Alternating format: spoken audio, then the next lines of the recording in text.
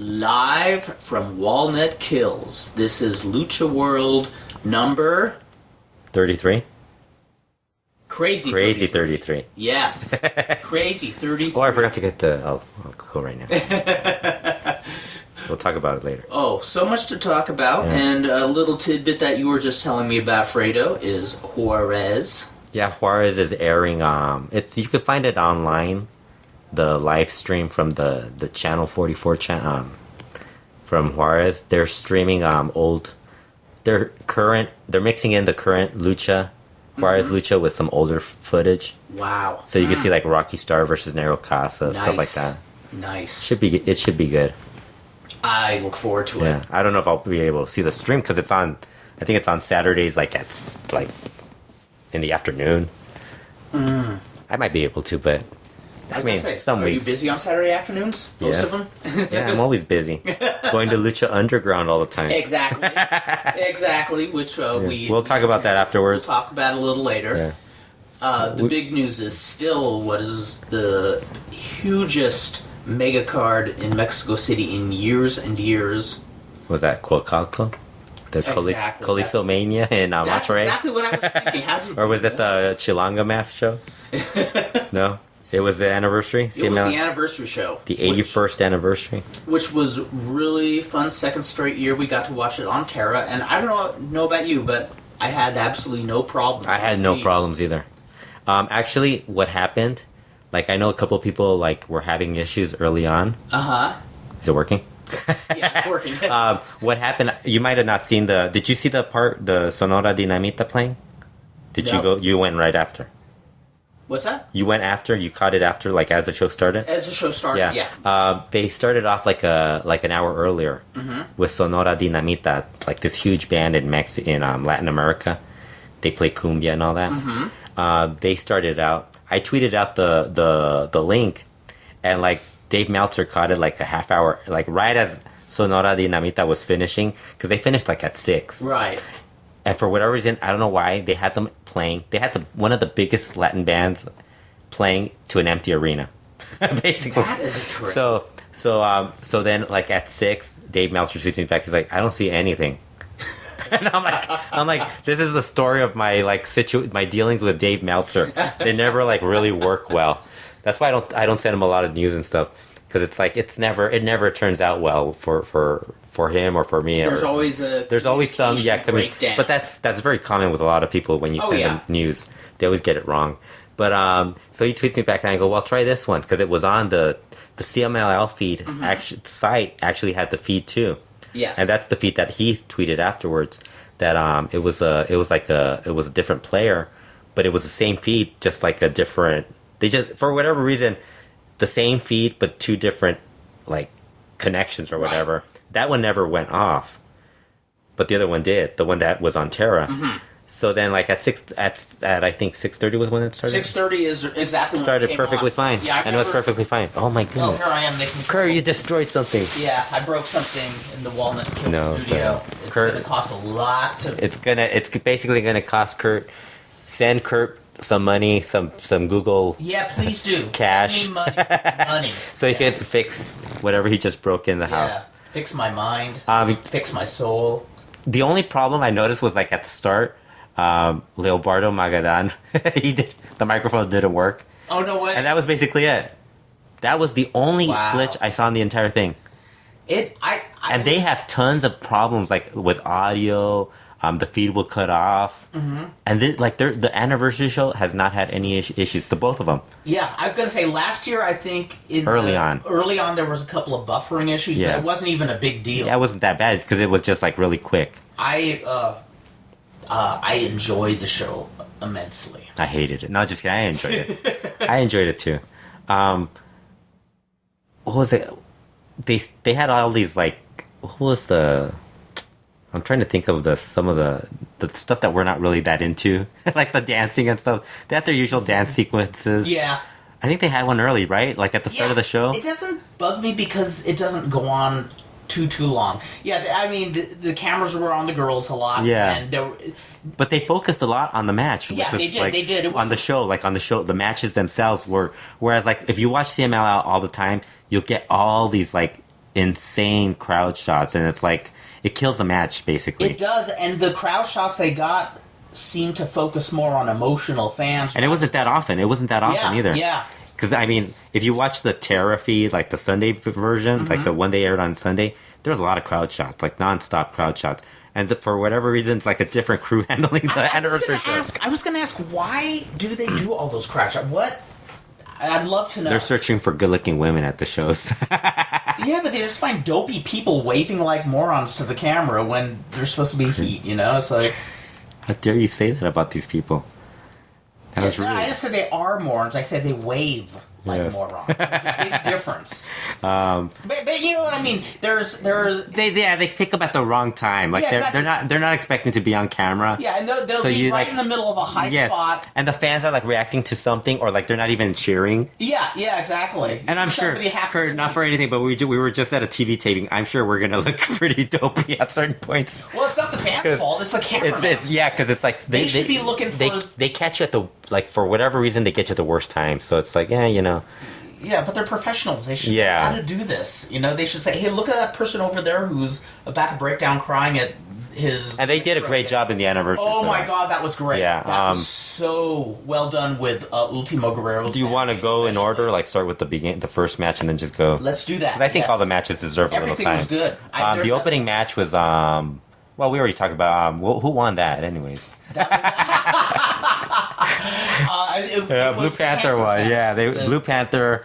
Yeah, Dragon Lee won that because he did the Phoenix. Is that the dropkick? Yeah, the slam. No, the spot where he like grabs sandwiches up the Puma and just like he screwed it up. I don't know if you caught it, but when you see it, and I was rewatching it, and when he catches him, he he kind of like hits Puma foot gets first on the mat, and then like he finally twists him to drops him to the mat.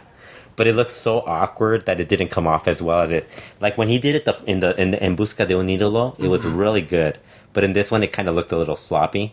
Yeah, but I didn't catch why it was, but I did see it was a little awkward. It just seemed a little awkward in that. But I mean, it was a fun match. I mean, Blue Panther did 3 topes on Felino. Yeah. It's funny. It was the first time I saw Blue Panther where,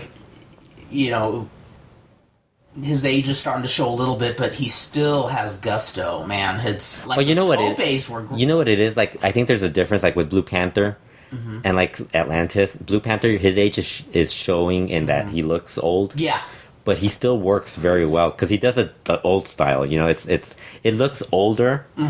Because you're watching all these dudes running back and forth and doing all these fast high spots. Youth. Yes, How can you? I mean, he was teaming with his son and his son Cachorro and Dragon Lee. So it was like, and then you have these Puma and Tiger who are these younger guys also with Philly. I know. I love how the opening match was the battle between 2 wrestling dynasties. Except for Dragon Lee. Yeah, he's not related. Well, we can always pretend he's related for this. No, he's Rush's family. So. Russia? Rush. Oh. Yeah. I thought we had You're a little out of it right now, dude. No, I'm just being a smart ass. Yeah. Dragon Lee. Don't start, because I'll get Dragon Lee is cool. Yeah. I dig that guy. Yeah. That tope he does with the drop, where it's a drop it's a drop kick. I freaked out when I saw it. It looks like he knows what he's doing. Looks like it worked well, but man, I freaked when I saw it. Yeah. Cachorro's really good, and then he was really good. I love Cachorro's selling, especially. Yeah. You could tell he's really been taught well by Blue Panther. Because, I mean, like, you see some of these younger guys, they can't sell. That's the one thing where they don't really do that well. And that's what early on, like, a lot of guys, when they start wrestling, they can't sell. They're not very good at selling. I for whatever reason, that's, like, the hardest part for a lot of guys. It's weird because I remember... Ricky Marvin was really bad at selling when he first started. And I remember when I first started wrestling, when I started watching wrestling when I was a kid, that's what stood out to me was people selling the pain on their faces. It really is what works. So I remember when I started, I would go to town with my histrionics and you know what is, they're wearing masks too, so it's like you don't really see it as much. Yeah, that's true. It's like you don't really get to see it, so they might actually be selling well, but you don't really see it. Yeah, well, if you can't see your face that well, sell with your body more. Yeah.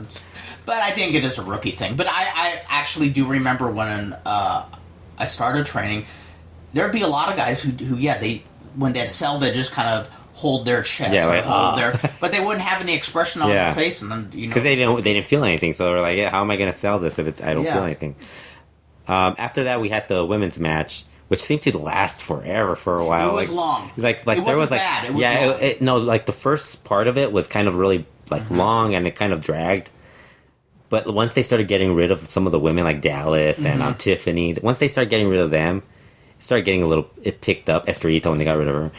You know what I found so entertaining was Estrellita. If you've seen her matches, she starts really fast, like a little ball of energy. Yes. And then, like, all of a sudden, she'll max up at one spot, and it, like, just falls apart for her. It's like, God. She messed up that dive. Yeah, I remember when she was climbing the and she, like, fell off the dive. Although, I'll give her credit, she did get back up and did it. But, I mean, it's like, oh, man, but it wasn't even that. I mean, by that point, the match was really, like, it just kept dragging, like, early on. I was like, my God, when is this going to end? Yeah, and like I said, it wasn't bad, but it was lengthy. Yeah. You know?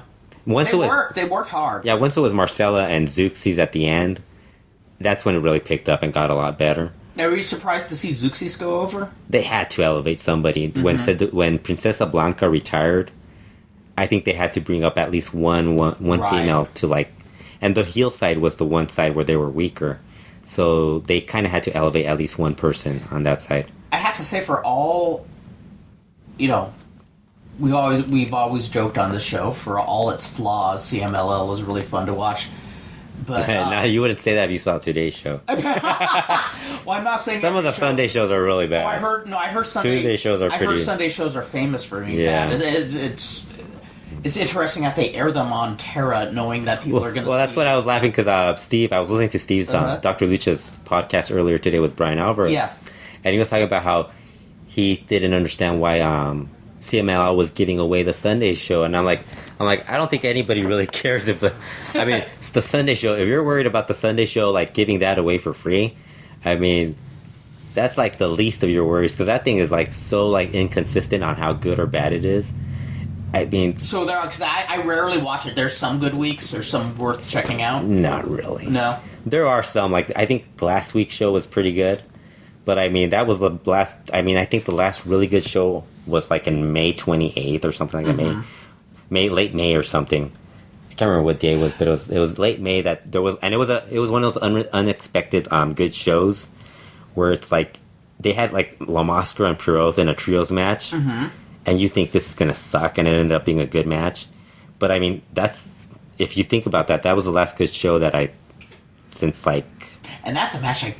wouldn't picture. But that's I know, and that was a good show. But like the last couple of shows have been really like But the one thing I think that they've really been doing this year is they really are starting to elevate guys. I mean, they're not really. Buscano por Idolo finally did. Carvanario's the only one that got elevated.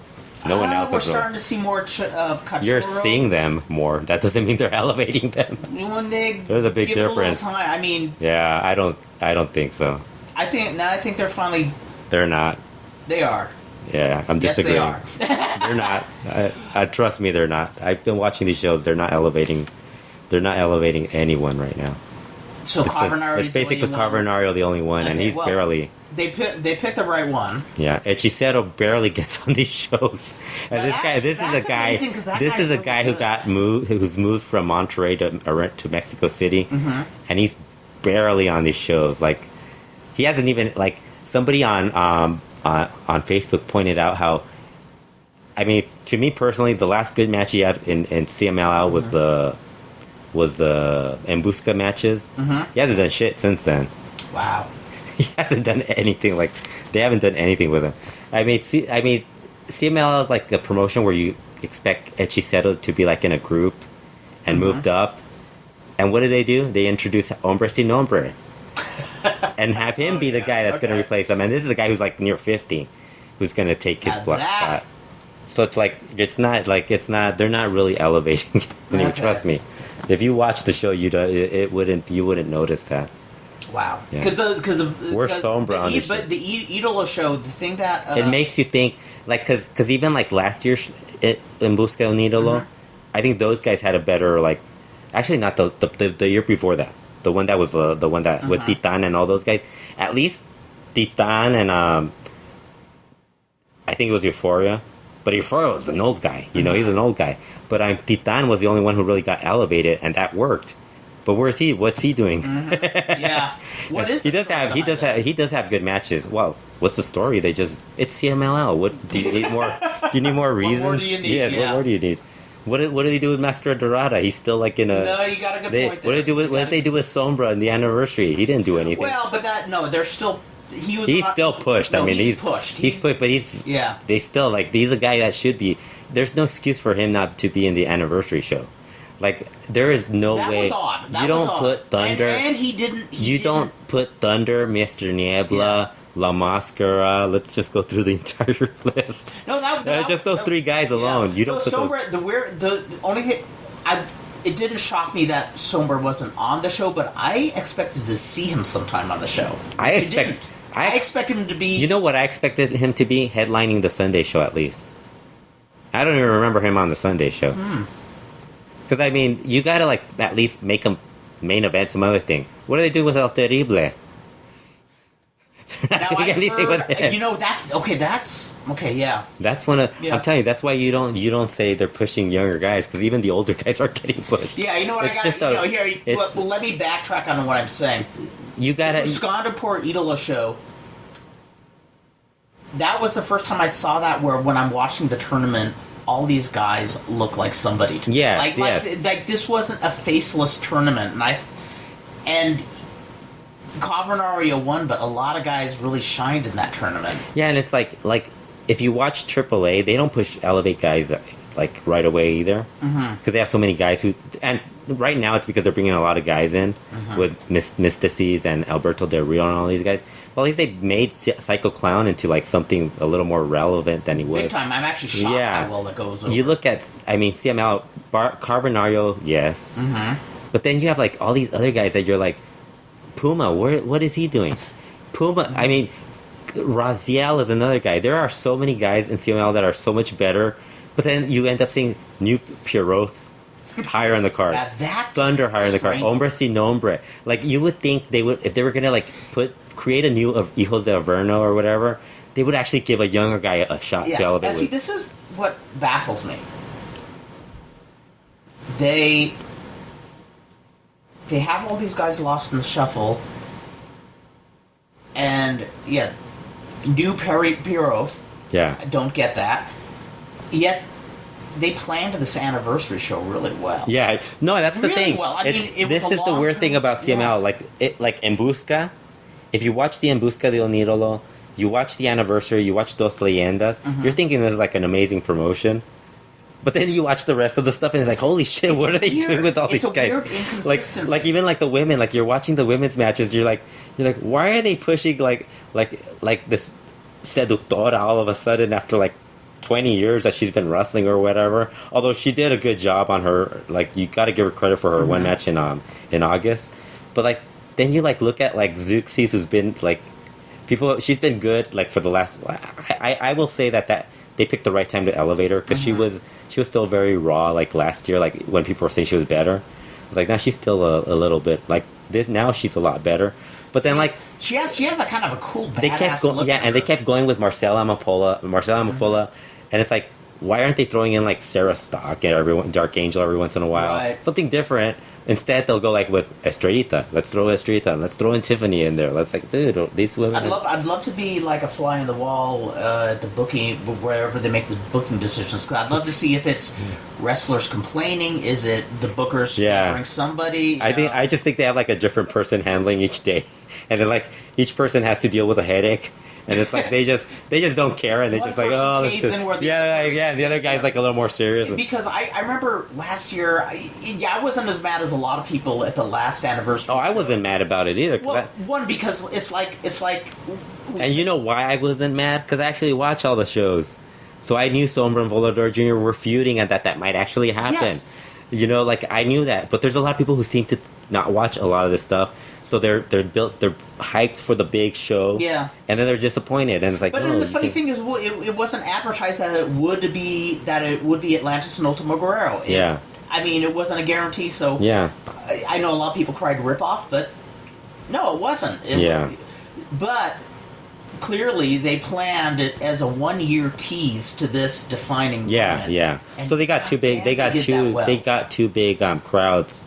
Yeah. With that one big match that they were planning on running, by teasing it with La Sombra and Volador Jr. last year. So basically, screwing the fans over last year ended up getting them more people the next year. Exactly, so with higher prices too. I'm just curious what they're going to do next year, because I mean, right now, I don't really know who. I wonder if they know. Yeah. Because it seemed to me like there was such a run of anniversary. And we'll get to this when we start talking about the mask match, because I mean, there's a lot to talk about besides that. Yes. Because we should probably talk about the other person, why we got off tangent and started complaining about. And I defer to you. You are right. You are right. Well, because I mean, if you watch the shows, I can understand. Like, if there's a lot of people who probably think that, like, I don't see what's wrong with CMLL. They're pushing guys because they're on TV, and it's like, yeah, but you got to realize, like, these guys are still like Cachorro. Don't you think Cachorro, Dragon Lee, Hechicero, Carbonario, based off the En Busca de un Ídolo, shouldn't they be semi-main event guys at best? Yes. Because they're not just young guys. They're good young guys. I mean, they're not like I mean, they put Star Jr. in an opening match, and the guy is so much better than the opening match guys.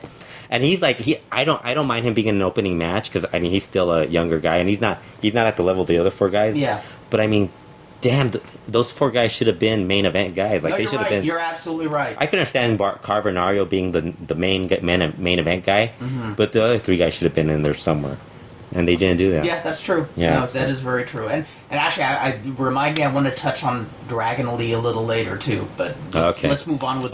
Then we had the Euphoria Mr. Niebla Thunder versus Máscara Dorada Valiente Volador Jr. match, which we were both fascinated about. It was surprisingly a lot better than... And, this is where actually we started complaining about the La Sombra not being around, because Thunder... Mm-hmm. That would have been the place where you would have thrown La Sombra in, and at least you had the La Sombra Volador Jr. feud going. Yes. But they're doing a Thunder... They were doing a Thunder Volador Jr. feud, which I don't know if they're doing now. Now, okay, we were talking earlier that... Thunder has been under the tutelage of Satanico. Well, I was it the Observer where I read that that's because Thunder is dating Satanico's daughter. Yeah. So I don't know if it's from the Observer, but I read it somewhere. Yeah, I heard it on Lucha blogs. Yeah, so I was wondering why Satanico was taking such interest in this young man. Yeah, I mean, but I'm guessing he must have money. He's a fella. He's a wealthy Australian or something. Worst case.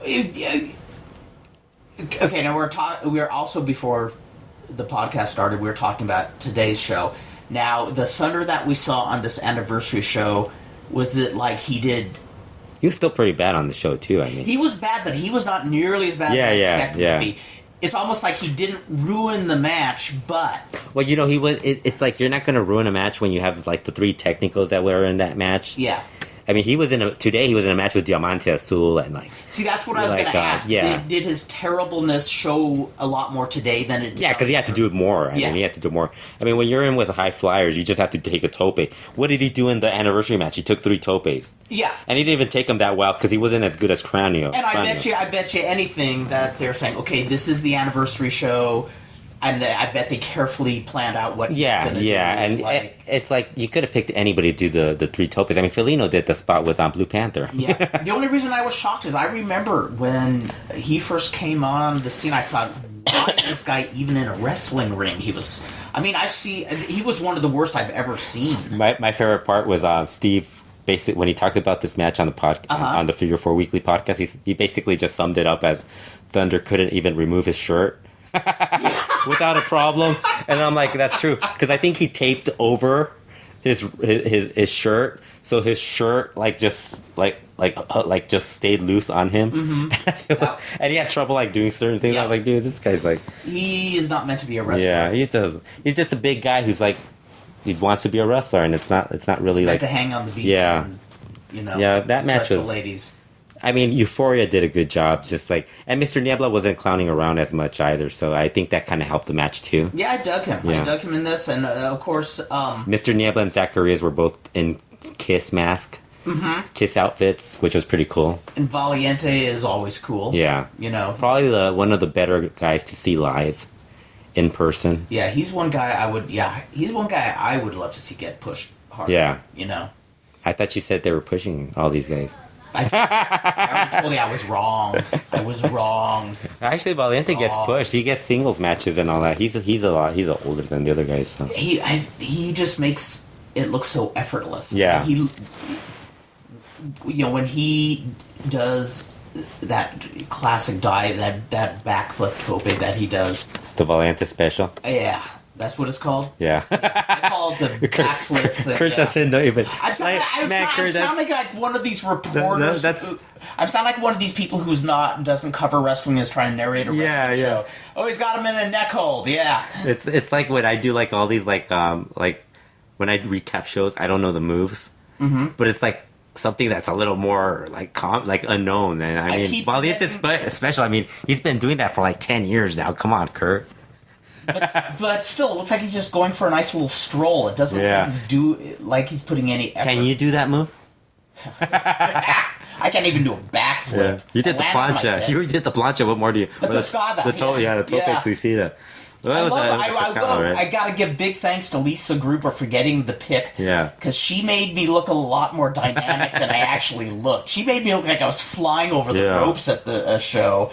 And, thank you, Lisa. Yeah, but Valiente, all those guys, Volador, all those guys just do make it look so easy. Like, you're just I'm so jealous. Yeah, it's like... But the one thing is Euphoria is one of those great guys to have because he could just catch you from everywhere. Right.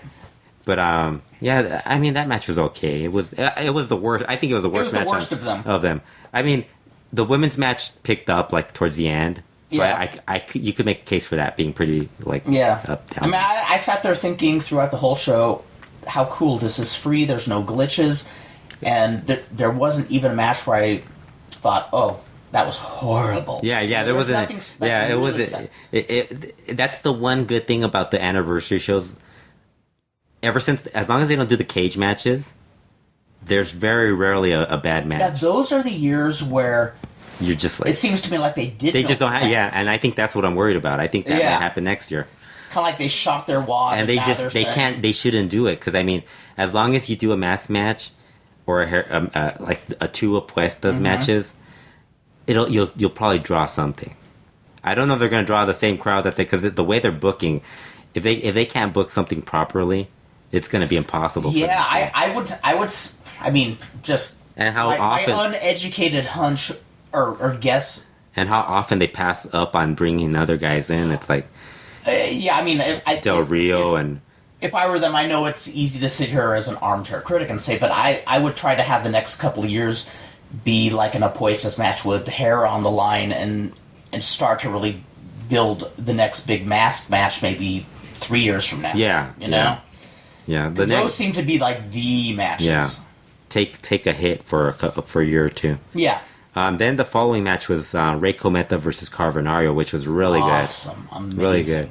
I'm surprised, like, some people, like, well, you know, it doesn't really matter, because the internet, you know how everybody hates something. Oh, yeah. But, I mean, I thought that was probably the best match on the card. It was. As far as technical that was an amazing match. Carbonario a star, basically. He's amazing. And Rey Cometa's probably the most underrated mid-card wrestler in the world. It's funny. Because you know why? Why? Because, I mean, this guy, you could, like, tell him, he doesn't get pushed throughout the year, but if you want to have like a big mask or a big hair match or a big stipulation match, you throw him in there, he'll have a good match. He's done it in 3 shows.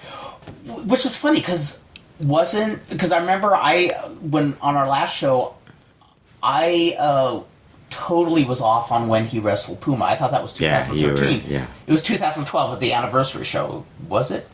Yeah, it was the one where Terrible and Rush headlined. Yeah. And the weird thing is... But that guy, Rey Cometa, was really good from the get-go. He's great, and that's the thing. And like you said, he is in the background, but then they bring him in for the anniversary show. That's odd. How he doesn't get... Because it was like a 2-week feud. They set it up like... Yeah. But it's funny because you know how... Even CMLL... This is how bad CMLL is. The guys who do the announcing, we're talking about this, that there's been a feud that's been going on for like the last 2 weeks in CMLL. Mm-hmm. They have Rey Cometa and Carbonario on their Wednesday show, and Ray Cometa and Carbonario talk about how they've been feuding for like the last several, like I guess the last year, on and off in Guadalajara. And Guadalajara is one of their territories. It's like they need somebody who just like, I think they just need like a wrestling nerd that keeps up with everything. You know what I mean? Like just a guy who can like have like, yeah, you know, you guys are feuding, they're feuding, and like have it type it up for these guys when they're talking about it. Because sometimes they don't even bring up some of the stuff. It's like, dude, they've been feuding for like a year. You know. Amazing. or worse yet, it's worse when the wrestlers are the ones that remember. The announcer doesn't know anything. It's like, oh, you really? That's horrible because the announcer, you know, you hear somebody like Lance Russell or Gordon Solie or Dick Lane, and then you hear an announcer who obviously is clueless and, you know, doesn't keep up. I mean, yeah. And, you know, their announcer's basically a guy who has some power in the promotion, too, so. That always helps, whether you're good or not. Yeah. Yeah, so it was actually a pretty good match. That was wonderful. Man, that body press he does outside the ring. Yeah. I'm scared what that does to the body, but that is such a cool move. And they should be ending more falls with that move. Yeah, he should have done it in the second fall to end the second fall or something. Like I agree. Or like whenever he was going to win a fall, have him win that fall with that, and then like have the next fall start with Ray Cometa, like maybe trying to get back in on continuing the count out. Exactly, make it look. Look at that! I just came up with you did. Because you did a 20, you do a 20 count, and then you start the next fall with the like giving him time to like the ref giving him time, and then maybe like Carbonario telling him to start the count. Yeah. And then you start it again, and maybe instead Carbonario decides, hey, you know what? I can't win. I'm going to bring him in and like beat the shit out of him. Exactly. Yeah, you do something like that. That'd be great. You've got the touch. Yeah. But that would have been good because I remember countouts in the last like 20 or so years were always like a screw finish or an oops, he kind of sort of went. But I remember when I was a kid, there would be guys who were counted out and they'd be laying there on the ground like they're unconscious, you know. Yeah. And it was a decisive win a lot of the times. Yeah, it was one of those. I dug where they do the, what was that, the when he does the Spanish fly standing up, the standing Spanish fly. Yeah. I always dig that for whatever reason. That's sweet. And third fall, one with La Cavernaria, my all-time favorite submission hold. Yeah. Just, both these guys are so much better than, like, you would expect. Like, especially Cavernaria. I mean, Ray Cometa's been around for a while, but I mean, he's a guy who's never really gotten a push. Probably should be a headline. I mean, that guy should be challenging for titles and stuff like that. Being used a little more often. You know, like, I always wanted him to wrestle Casas. And they still haven't done like a Casas. They haven't done any Casas versus lightweights lately. They've been, not that I don't mind him feuding with Rush or anything. Because I think they're gonna go with that until it runs dry, which is gonna be hard to do because they're so good together. Yeah, you know, it's just one of those things where you want these other stuff, but it's like, I really dig Rush versus Negro Casas. I could watch that all the time. Man, those guys they just like to beat the shit out of each other. I'm searching for the whole. I'm trying to remember what happened in this match for whatever reason. This is the problem about doing podcasts like 2 weeks later. Fredo is searching his iPhone for some information, ladies and gentlemen. Yeah. Now, for which match are you looking for? The Carbonario match. Because Kurt didn't bring notes again. Yeah, exactly. And it's like the whole point is like he's the one who wants to do podcasts all the time. I don't even want to do these anymore. Fredo begs me not to do I don't even want to do them. I hate doing these podcasts. Yes, that's why he's looking. I'm purposely like trying to stall all this stuff. That's right. You'd make a good heel, Fredo. Yeah. You're stalling. Oh, it didn't load. Oh, it's all the freaking videos that are. Oh, it's the video one. Great. Since we have a quick lull, I want to give a huge thanks to Keith Alexander of Philadelphia, Pennsylvania, for sending me an email, giving us nice feedback on the show, and enduring our lengthy this show. podcast. Oh, what lengthy podcast? We don't do lengthy podcasts. Our podcasts are like short. I mean, 90 minutes is the max amount we last. Have you seen some of these podcasts? They last like 2 hours, 3 hours. Yeah, and I'm amazed, but I'm still amazed somebody listened to us for that long. I'm very flattered. They should be listening to the show. Totally rocked my friend. Everybody should be listening to the show all the time. They should be, but you know, if I'm actually by force, like with a gun to their head. If I'm taking the time to do these podcasts, someone should be listening to these shows. Be strapped down to a chair, like no, it's evil. Yeah, I'm just trying to figure out what like some of the cool points in these matches for whatever reason. Yeah, and I had them written down, and I forgot to bring the notes. Kurt's really bad at I'm this stuff. such a pro. Kurt, you might be the worst podcaster in the internet. Yeah, right.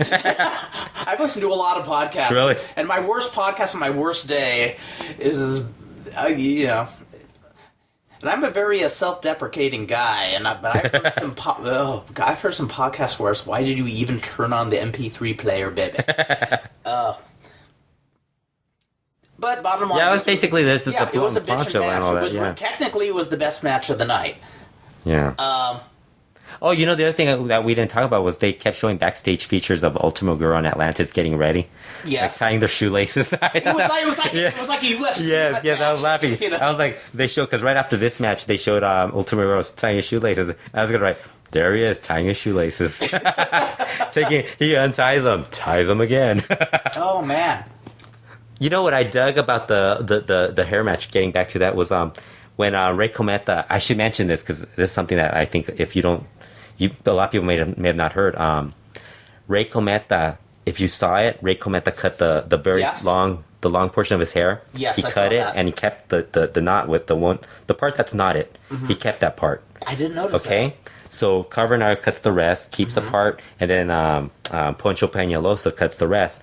While Ray Cometa, what he said he was going to do with that hair, he was going to donate it to children, to a kid, Love? Yeah, to a kid with cancer. Oh, that's he awesome. wanted to know how to do it.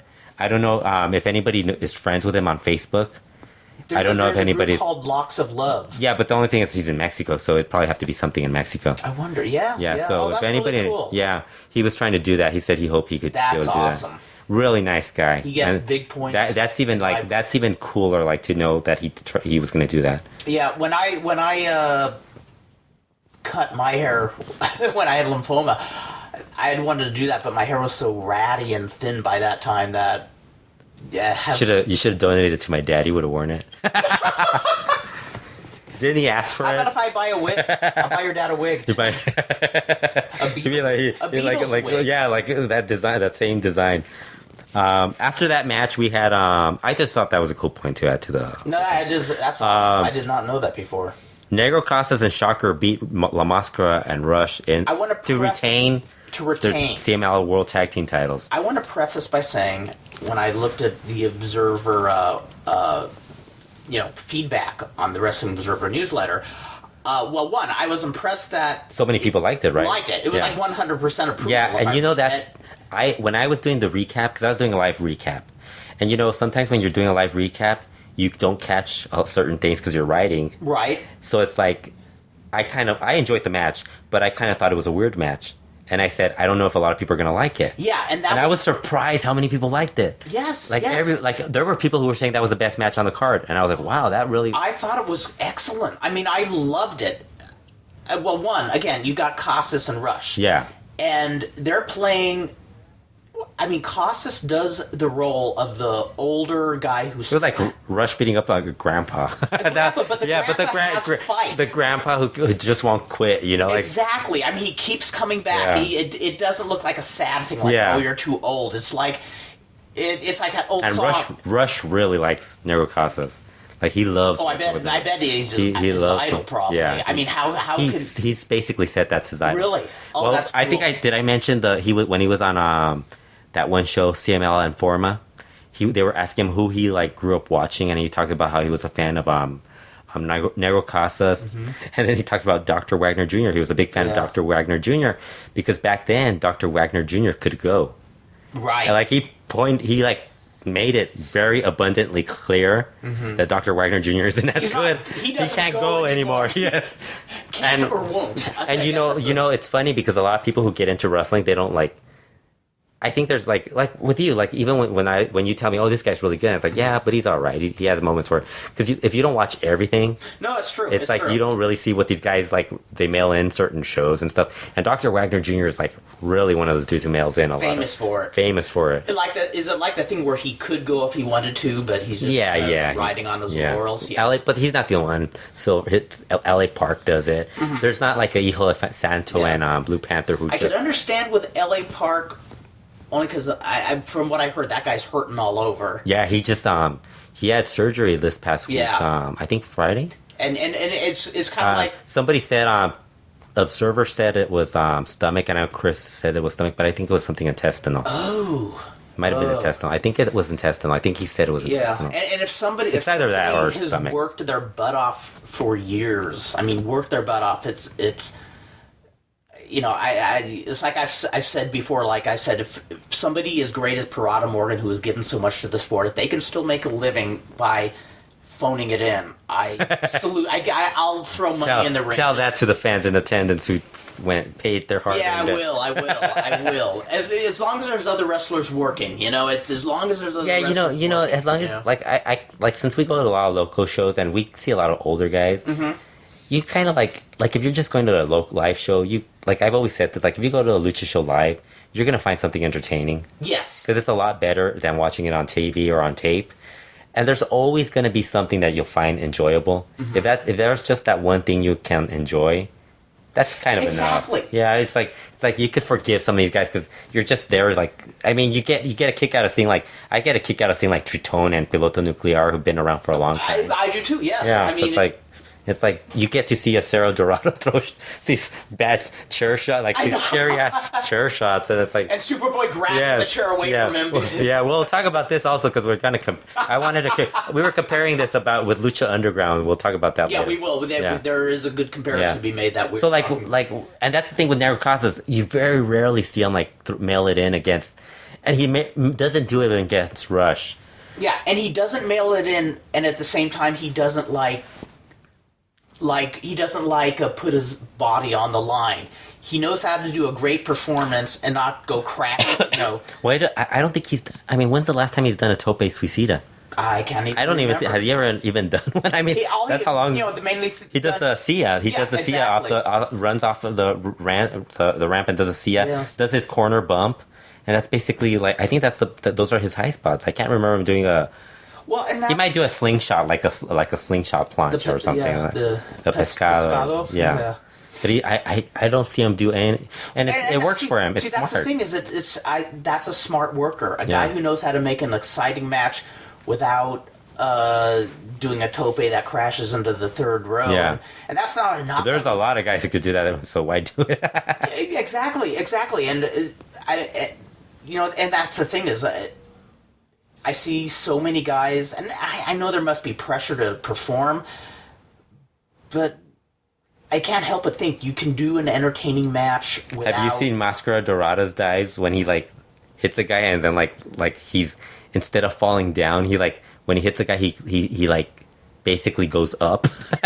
like he's... he's going up, he's jamming he's gonna get... Like, he's gonna get suplexed. Yes, yes. That guy's insane. Like, yeah. They aired that last week on... Or what was it? 2 weeks ago in Lucha Azteca. I was like, oh my god, this guy is insane. It's amazing, but I mean, the guy's like he's like made out of like rubber or something. It's like, dude, he just bounces back up. That's the like thing. nothing. It reminds me of a crash test dummy. Yeah, hitting the wall and kind of bouncing. You know, or like Carbonario when he takes the tope. He took a tope off. I think it might have been. Yeah, it was Rey Cometa.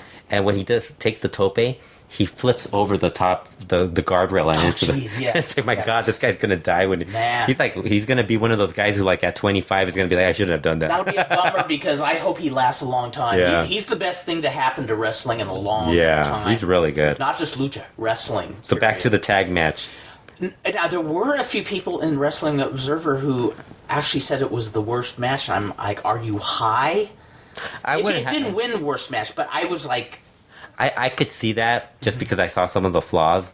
Like La Mascara is really like he's bland. And then there were like that spot where they were going to do the tope, where Shocker took a little longer to get back in place. The one you had pointed out. Yeah, then La Mascara like took so long, and then he hit him.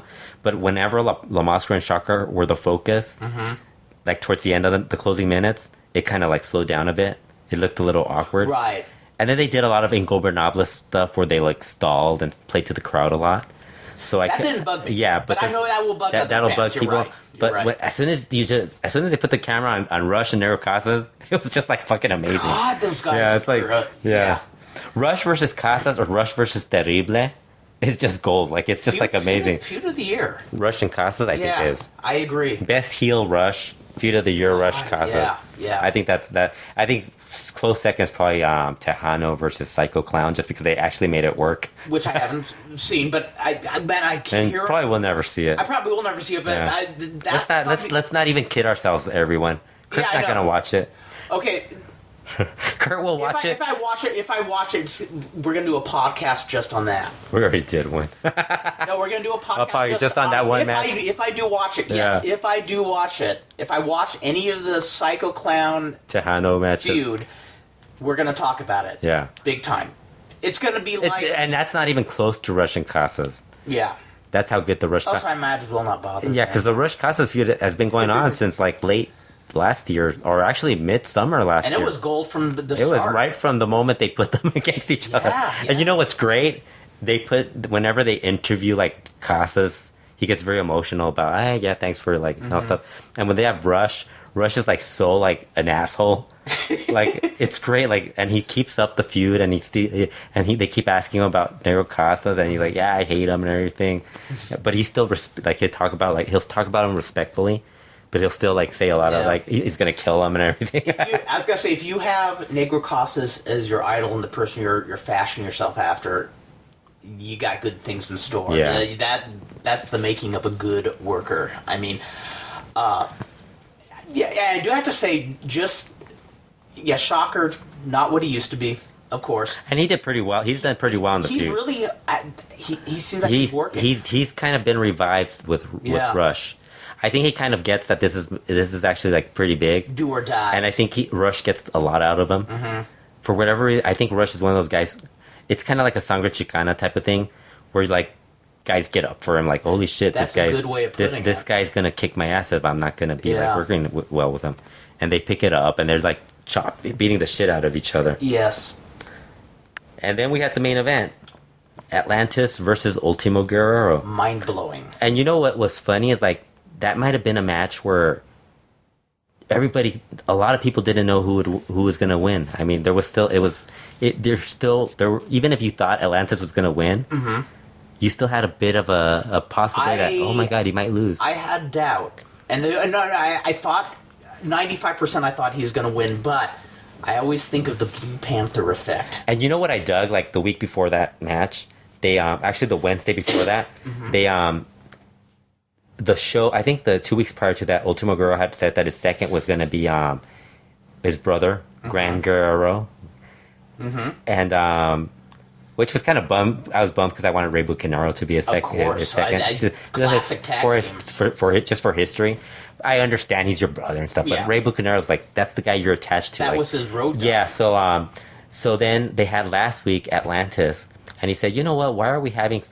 They asked Atlantis. They said, Atlantis, Ultimo Guerrero's second is going to be his brother, Gran Guerrero. Who's going to be your second? He's like, I'm not going to have a second. I don't need one. And then he said, you know what? How about Ultimo Guerrero? You don't have a second either. Let's just have it, you versus me. Let's not have anything like cause anybody assume that something's going to be tricked. You know, there's going to be a trick in there or anything. Let's just have it be one-on-one. And Ultimo Guerrero agreed. Have you done that before? I don't remember. I don't recall. I don't recall. I mean, the modern era. I don't know about the. Yeah, I haven't seen it in the modern. One thing I always loved. I just dug that. I was like, wow, that's pretty cool. Yeah, I mean, the tradition was eventually broken, but I always loved in the real classic Apuestas matches how they'd have their seconds. And you would always kind of, if you're new to Lucha, you'd expect, I wonder if the second's going to interfere. They never would, though. They never. They're just cheering or anything. They don't really get involved. And I always loved that. There was this great tension, and especially if you're a new fan, because you're half expecting some chicanery to go on, and it doesn't. I think they probably had Atlantis do that because there were people who were thinking Gran Guerrero was going to sneak in and he would lose the mask or something. For whatever, because you always have these conspiracy theorists about this. Totally. So they probably told him, let's just get rid of the whole... And like the Blue Panther effect was with... Viano, the other Viano. Yeah, 5 or 4? 4. 4, yeah. Because 5 No, it was just... 5 won. It's just that was so unexpected, and it's like I said, there was a lot of flaws in the Mike LaBelle promotion years and years ago, but one thing that they were smart to do is every now and then... the jobber, who always loses, would beat a name on TV. And it was never... there's no foreshadowing. it'd come out of the blue, and it would blow people's minds. And they didn't do it so often where you'd expect it, but you always had this question in the back of your head.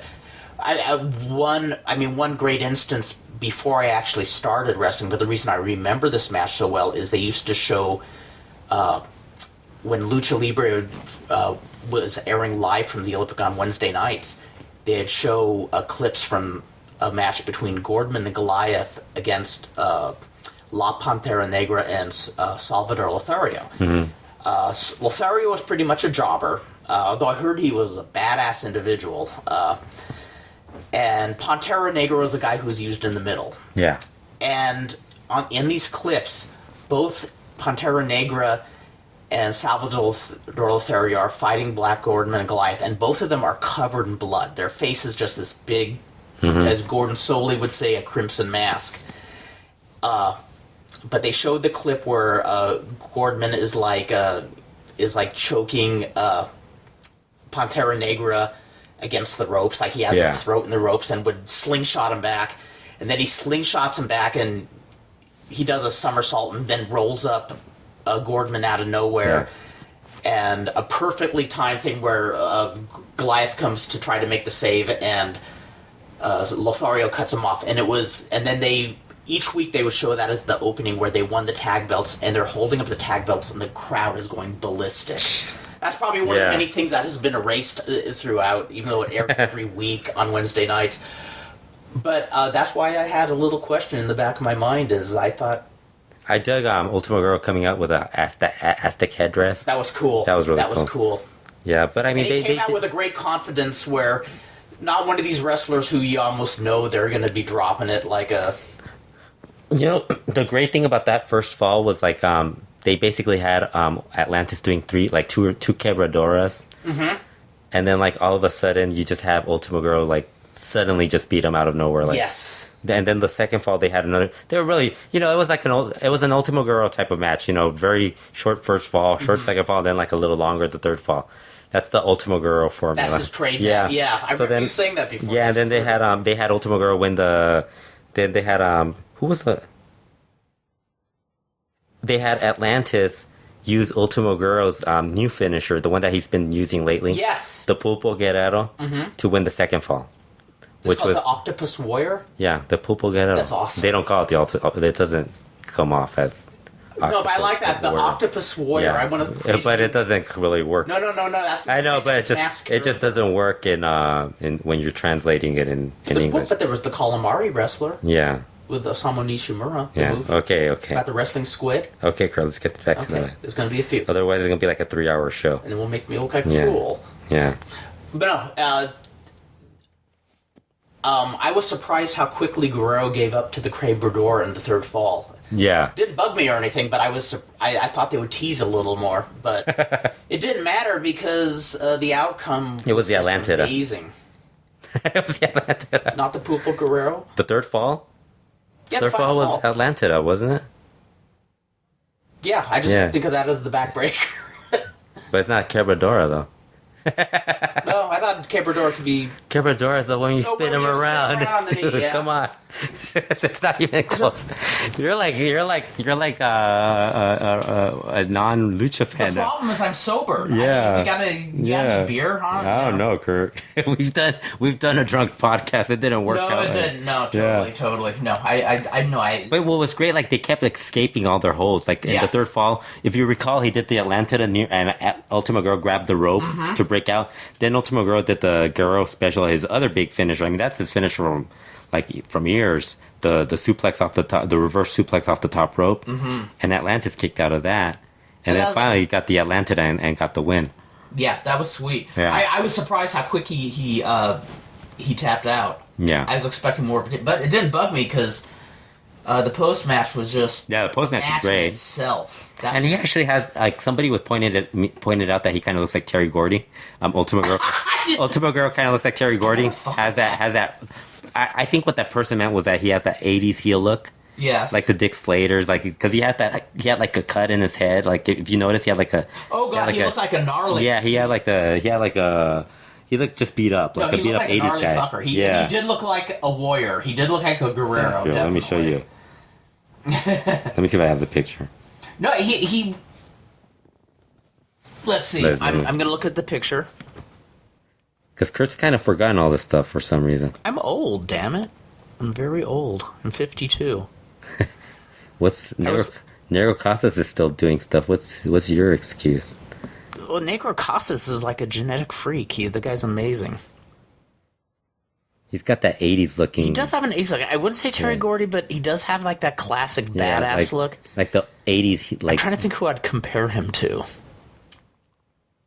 Billy Anderson? Yeah, Billy Anderson's a good-looking guy. Come on. Yes, Billy Anderson's a handsome man. Yes.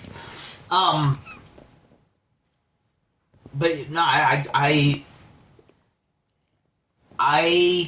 don't think I've ever seen a mask versus mask match that had that emotional an ending and that prolonged an ending. I know, it just kept going. Like just they had to continue talking and I stuff. kept watching. Yeah, it was really good. Like the women crying. It was Ultimo Girl's family that was crying. That was amazing. The dad was like putting his head down, bummed. Well, then they brought him in to like hug him. Oh, that was amazing. They had Ultimo Girl talk about how he gave it like he lost the mask and everything, and then like Atlantis talking about how he was gonna put that mask in a special, it was always gonna be in a special place and everything and all this stuff. Yeah, that's a part really I missed out on since I don't speak Spanish. Yeah. Oh, it was really good. But you don't have to. You just know how much it meant. Yeah. Just the way he took his time taking off. Yeah, then when he was talking, he cried. He was like, he got choked up. Yeah. And it's kind of funny because these guys are just losing a mask. You know, it's like, and they still get choked up. And it's like, you don't get that in American wrestling. You don't very rarely get that reaction. Like, I think somebody compared it to like when Undertaker lost. But I don't think you get that reaction from the Undertaker. You know, you get it from I think get it from the fans. The closest thing I could think of is Ric Flair's last match. Ric Flair, when he like does stuff, like he would always like get teary eyed and stuff like that. Exactly. But I think it's just like some guys are just really good at doing that. Very emotional people. Like although it wasn't nearly at the level of this when Ray Mendoza was crying in the ring when Viano 3. Yeah, Viano 3. Yeah. That match was a lot better than this match, though. I mean, you got to give that was the match was better, but the post match was post match was just I've never seen anything like this. Post match. No, you're right. You're right. The actual technical because the post match had Ray Mendoza like hugging him and everything, crying. Yeah. That was really good too. They both had good finishes, but I mean, I think the cool thing is like Atlantis. It's weird, like CMLL. I don't think they get it. But they kind of stumble into an Undertaker type character in their promotion, where Undertaker, like you're always expecting him. You could put him against somebody, and you always knew he wasn't going to lose. Yes. Until he finally lost. Whereas Atlantis has been winning mass matches, and CMLL doesn't really build him up like as the guy who wins big mass matches. Right. You would think, next year they would do like Atlantis versus, like say like Atlantis versus. I don't know who's like maybe Mr. Niebla. Yeah. Although Although Mr. Niebla was working pretty hard in this last couple of. Well, maybe if he's motivated. Yeah, if he's motivated, he's gonna get a big payday. But would that be where the right person to do? No, I'm just saying like winning big mask matches, like they gotta build him up until he finally loses his mask to somebody, right? Or doesn't lose it at all, because I mean, there's certain guys that should never drop their mask. You have Santo, that's true, Blue Demon, guys like that should never drop their mask. That'd be actually kind of cool if Atlantis never dropped. Yeah, I mean, certain guys should. It would be kind of yeah. Only a handful retire with their mask on their face, but who would you put him against? Like, what would you have as the next? Well, you said you would do a hair match next year or something. Yeah, like that. Yeah. I would kind of Rush and somebody else. I would keep Atlantis definitely visibly in the mix because you want him to be like a next. But I wouldn't try to make the next show outdo this show. I'd almost plan 2 shows ahead. What would be the next big mask match though in CMLL? That's the thing. I think. Well, you know what? It's funny because Dr. Wagner Jr. wants to get back in, and like, but you can't rely on half of CMLL wants him back in. The other half doesn't. And the half that wants him back in doesn't really is kind of not really. They're not really going to war for him. Well, I think, and I think Wagner I made the comment that he wouldn't go, and then Conan replied to me and he said he could see it happening. He said if Wagner puts his mask on, offers his mask to Paco, he said Paco would bring him back, And I'm like, I don't really know if that would happen because Paco hasn't forgiven. Dude, Paco didn't forgive Mystico for leaving. Yes. And that dude would have been a drunk. Santo. I mean, Hijo Santo. I mean, Yeah. Dr. Wagner actually talks shit about, and it's funny because they the video, and I don't think Conan saw the video, but in the video, Dr. Wagner Jr. kind of put down Atlantis. Wow. He kind of said, "This is like the stupidest thing I've ever heard Dr. Wagner Jr. say." Mm-hmm. Because Atlantis may have never left CMLL, the promotion. Mm-hmm. So he's talking about how he's an international star, Dr. Wagner Jr. Okay. Because he's wrestled all over the world, in all these different places. And I'm like, Atlantis is part of CMLL. Mm-hmm. He kind of worked in WCW. Although they gave him a different name, or they called him some other name, if you remember. You know what? I don't remember when that. they called him Lizmark or something. I think he did not know that. He's worked in Japan numerous times for the CML Japan, and like a lot of UWA, the Michinoku Pro. He works in LA all the time. Mm-hmm. He worked in the US a lot. It's like if there's somebody that isn't gonna have to like worry about I gotta leave for another promotion to work elsewhere, it's Atlantis, because he's wrestled everywhere. And if I was Paco Alonso, the first thing I would think of is, okay, I want to do a big mass program 2 years. Who can I depend upon? Yeah. And I don't think you can depend upon Dr. Wagner. He's like the Barry Windham of... Dr. Wagner Jr. is less reliable than Mr. Niebla, I think. like for CMLL, if he would... Because, I mean, I think Dr. Wagner Jr. would leave and have no problem. That's what would be the... And it's funny because the guy telling me this, that he could see it happening... Didn't Dr. Wagner Jr. just wrestle for AAA? Right. So that kind of tells you, like, if Conan can't trust it, if a AAA guy can't trust him, and he's working there, it tells you that it can't happen Absolutely. here. That's the thing. I'd rather have an average worker who gets a decent response from people, who shows up and is dependable, than somebody who can blow the roof off the place, but you don't know if he's going to be here in 3 weeks. And then there's... I think the only other guy I could think of is Viano 4. But he's in AAA, like he's working AAA too, so I don't know if... Right. I could see him doing it just because he probably would figure CML would give him a bigger payday. Because, I mean, AAA, they don't really need and the Vianos have a much smoother rep. Like if they said, hey, we want you to do a lengthy program, he probably wouldn't ditch them. Yeah. Yeah. I think he would do it. Like if it was Viano 4 versus Atlantis, I think that would work.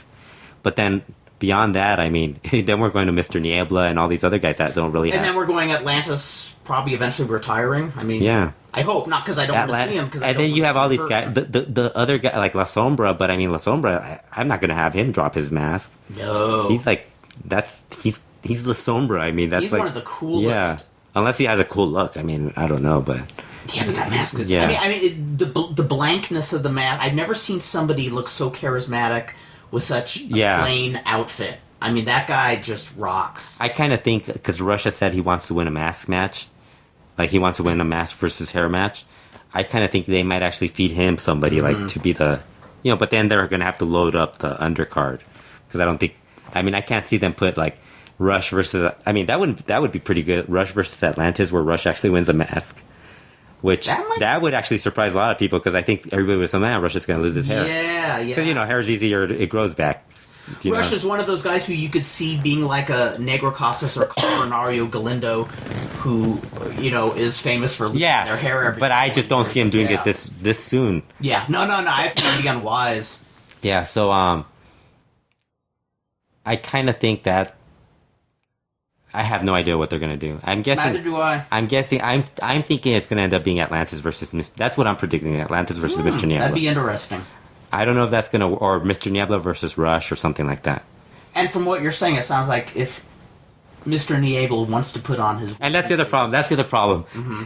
Depending on Mr. Niebla. Yeah. And that's that. We're still a year away. Mm-hmm. A lot can happen. He'll disappear. That might be another problem. I mean, this guy couldn't get through the En Busca de un Ídolo judging. I mean, come on. I don't know if we're gonna get there. I think we'll have you know what I've noticed? We'll know more or less what's gonna be the main event at the anniversary, based on what will be the semi-main event on the Dos Leyendas card. Okay. Because usually I think the tag team match, the National Parejas match, usually that kind of tells That's where things blossom. Yeah, that kind of tells you a hint of who's going to be in that match. Okay, very cool. I told you earlier I wanted to just touch upon Dragon Lee very quick, and here's one guy who I think they should be pushing like crazy. Yeah. Well, you said they were. No, this is my fear. Years ago, there's wrestlers who had a physique akin to his. Mm-hmm. Not quite as cut, but it seems like a lot of the wrestlers in Mexico built like that feel a need to get beefier. And he looks cool the way he is. Yeah, I don't think he will. I hope he doesn't. He's a small guy, though. I hope he doesn't go... But, he's a small guy, though. He's a little bigger than his brother, though. Yeah. Mystico. But he has a unique look. He's better than Mystico. Although I shouldn't say that. I shouldn't say that because Mystico follows me on Twitter. Now I have to be nice to everybody on Twitter.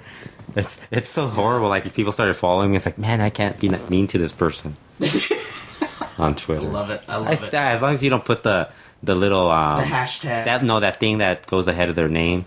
Okay, yeah. As long as you don't do that, you can say whatever you want. Mystico, God, you suck compared to Greg. Yeah, he's not that. I don't think he's hurt all the time, so it's like I can't really judge.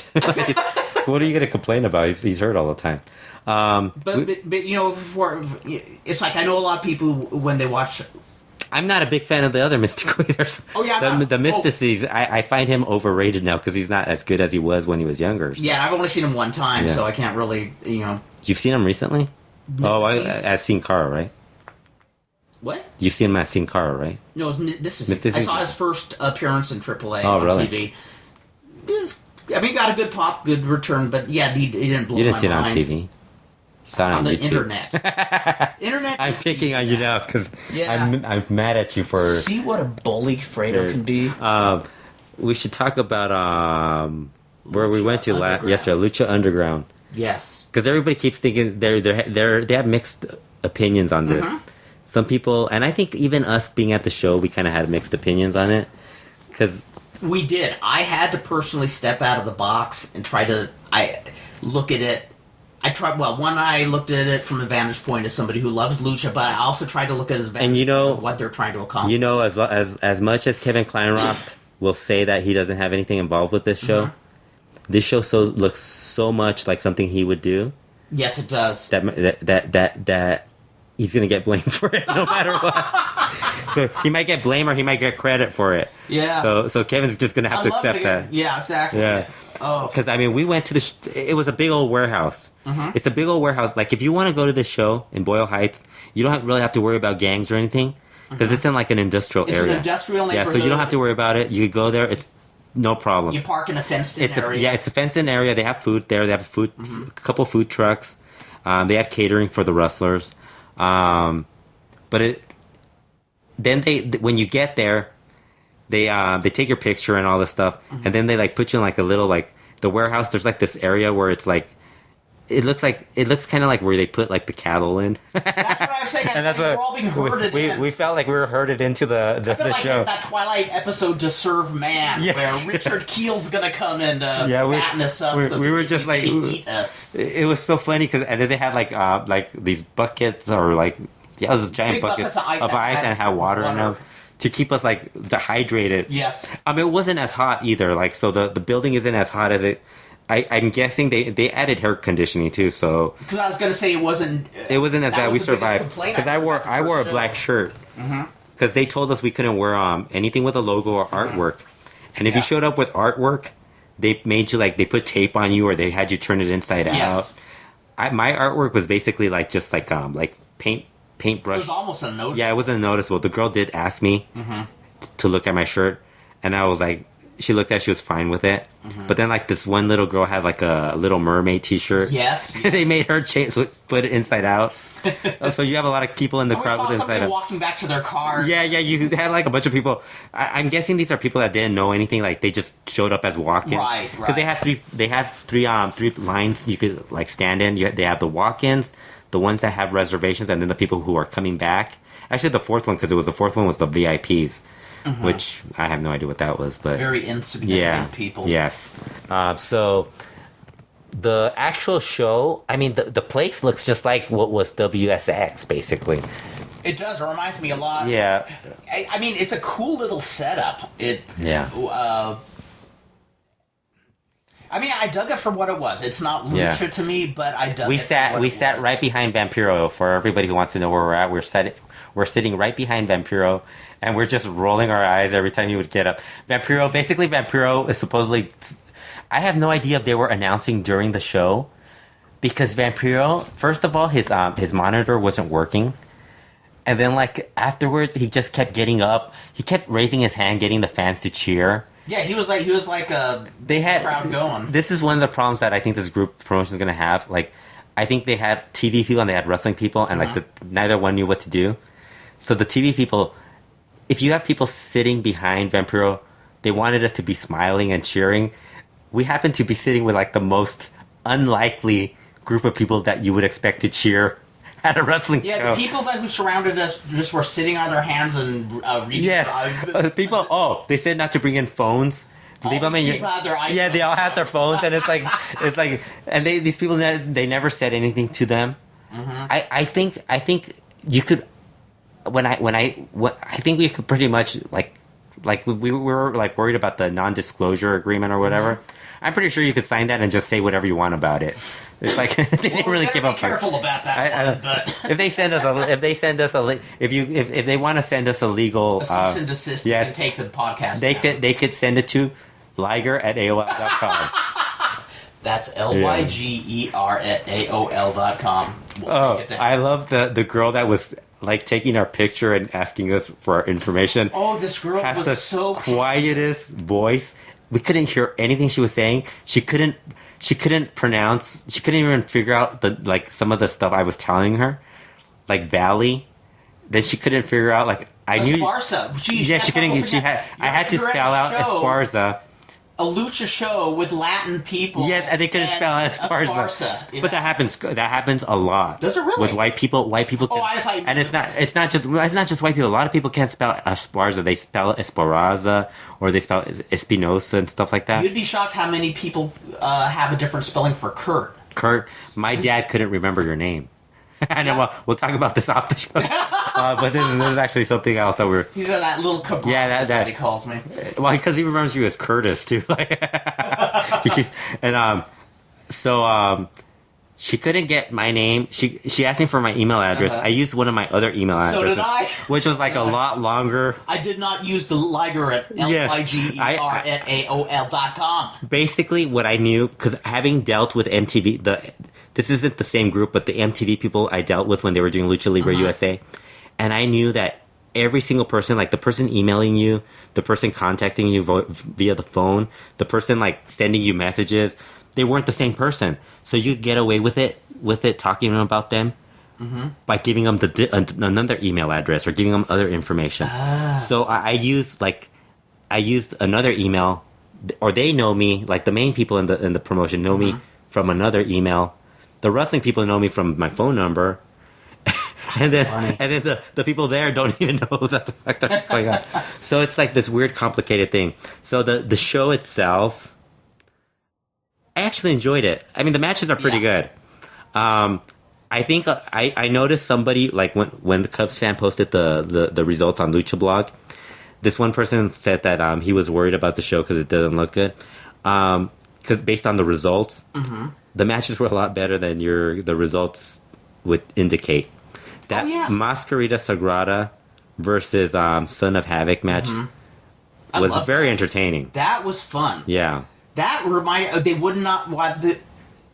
Actually, they wouldn't have a match exactly like that, but when I was a little kid, they would have mixed tags, or it was a wrestler and a midget versus a wrestler and a midget. Yeah. And they would have it where the midget would come and prank the big wrestler in the ring, and that... But what was really cool about me of that. What was cool about this was Evilise was involved. She was Son of Havoc's second, and she got tope suicided by Mascarita Sagrada, which was really cool. The first match was on Phoenix, which was great. He did a rope. What was that? He walked on the rope and then did a drop kick, right? Yeah, that was sweet. That was really cool. Russell Mariachi Loco. But what was the highlight? I had told Kurt that Pimpinela... Actually, two things I told Kurt before the show, and they both happened. Mm-hmm. Pimpinela, because I heard... Somebody had already told me Pimpinela was going to be on the show. Pimpinela wrestled Pentagon Jr. Pentagon Jr. is awesome. Yes. Live. He did a really cool promo in Spanish. Pimpinela was... I said it was an okay match because I kind of thought it wasn't that... You know, it wasn't like this 5-star match or anything. It was just an entertaining match. It's Pimpinela, yeah. damn it. And people were just really into the characters. Yeah. And because I've seen Pentagon Jr. in a lot better matches, but then this was really fun. It was a fun match. A different product than what he is used to. I mean, do you think these matches are going to make TV? Because it was weird because they started these two matches, and like Vampiro and Matt Striker weren't talking. That was when Vampiro was having problems with his monitor. Yeah, then they came back and they said that they were going to start the show afterwards. That was odd, wasn't it? Yes, and I was like, why? So I don't know. Because those were really the two best matches. They were. Yeah. They're the best ones. Maybe they'll edit them down. I don't know. Maybe they'll add them. Well, it's got to be a 2-hour show. I mean, I don't think those 4 matches lasted like even close to like. Yeah. I think if what they're trying to accomplish is just having a TV series and not like having on-the-road promotion, I think it was good. I liked it. The other highlight of the show was the ring announcer. For all the men in the arena. Yes, anyways. For the men. And the bi-curious women. Yeah, with Melissa something. She was hot. She was cute. Yeah, she was a cutie. She was hot. Yes. Probably the best looking ring announcer we've seen. Totally. Yes. Actually, I think we were at a show where there was a female. Right, she got all the names right too. Yeah, and she even spoke in Spanish too. She even got the like Zapopan and stuff like that. Yes. Like she was getting like these. She was getting. Who was the one that had a really long? I think it was Drago who had like a really long introduction. Yes. Like where he was from was like a really long introduction. It was like, and she got it all right. And I was like, wow, that was really good. Yeah. Then they had Drago versus Mil Muertes with that chick, Katrina. Didn't really do a lot. Yeah. She did lick Drago's mask, which was kind of disgusting. And then they had that one dude who was on the rooftop. Oh, that was cool. Yeah. That was I think that might have been Hijo Fantasma, but I didn't see his waist tattoos. There was really... Because I kind of think that was him, and he strolls down the stairs, and then like I don't know what he did, but he grabbed like the gooey ooze off of Drago and like just dropped it on the ring or whatever. And then they had the other match. I told Kurt we were probably gonna end up watching Chavo Guerrero Jr. versus Sexy Star. He predicted it, and yes, and it happened. Sexy Star was a lot. I mean, she's lost a lot of weight. I mean, like she's gotten in shape. Those abs. Yeah, she was really in shape. Chavo Guerrero Jr. kind of came off like a cool heel, but I mean, the match. Thank God it ended. It wasn't meant to be. I think they knew. My hunch was they knew what they could do with the match, and it wasn't. I mean, it was a good story. Yeah, because they brought a good story. They brought in Pentagon Jr. teasing who he was going to hit with the chair. And I gotta say, I think Chavo Guerrero Jr., as far as portraying like a goofy character, does it well. Why wasn't portraying a goofy character in this though? He was a heel. I thought he was. No, I mean, he wasn't. He was a heel, but he was just a heel. I thought he was a goof. He wasn't a goof. He was just he was a heel. No, she was clowning him around and stuff. He was a heel. Yes, he was a goof. He wasn't a goof. He was a goof. No, he wasn't. He was an angry and then heel. Phoenix came in and saved Sexy Star, and they cleaned house, which was probably all you could say about that match.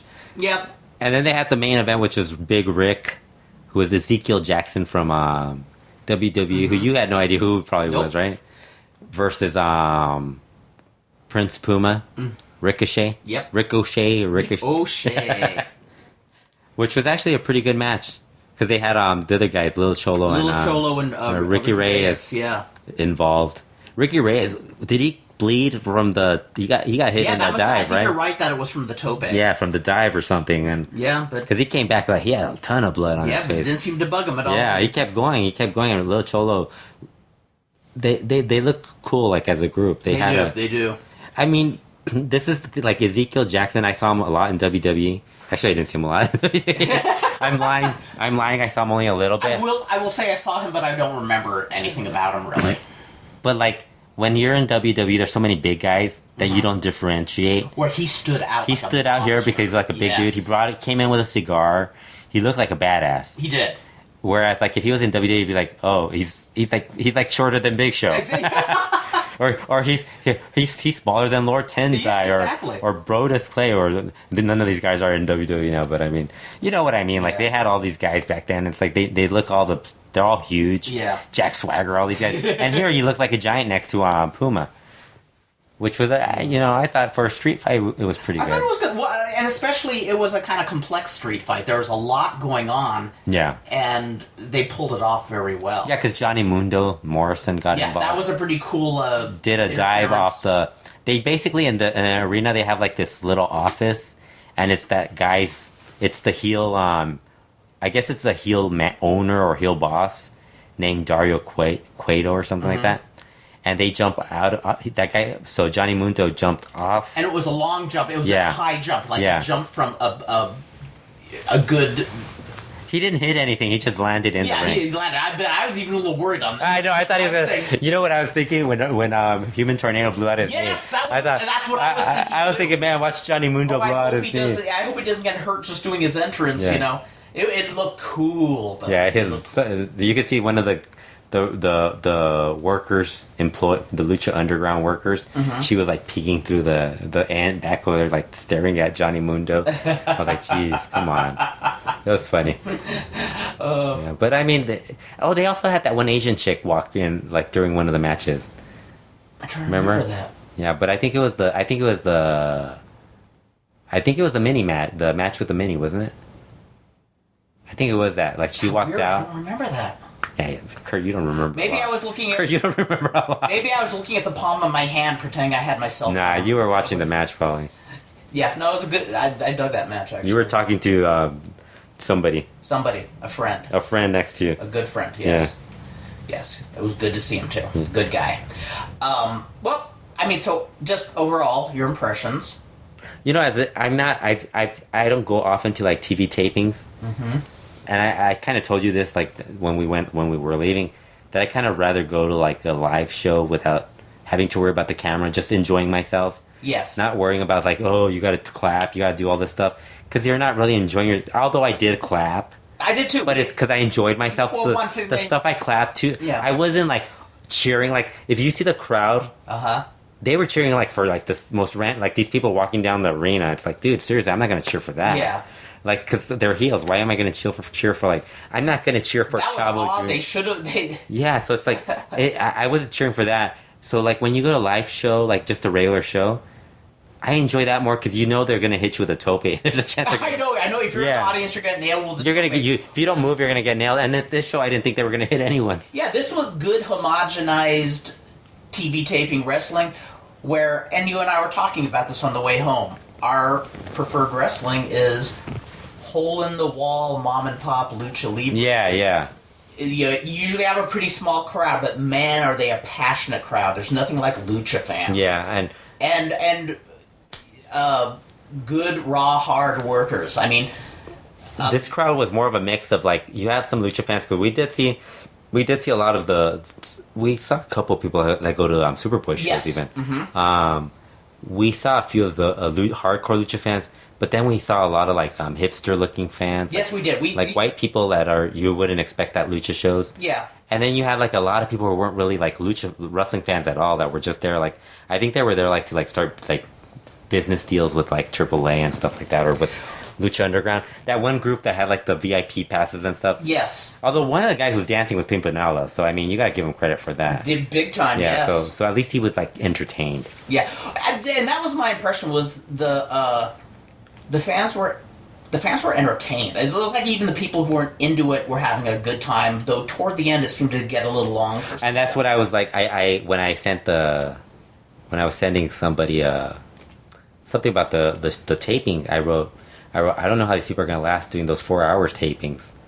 Because the 2 hours, I think that's a mistake. I think by the end of the show, did you notice how drained everybody was? Like they wanted us to keep cheering, and people were just like, "Fuck this, I'm done." yeah, you saw as soon as that last match was done, even before they really said that's the show. People were already getting up. Like some people, people were just like, they're not wrestling fans, so they're getting worn out. Yeah, you know? It's like it emptied out pretty fast. Yeah. I mean, I think people knew that they weren't going to get to like talk to the wrestlers or anything, so they just left right away. Yeah, and a lot. It's funny because I remember hearing in.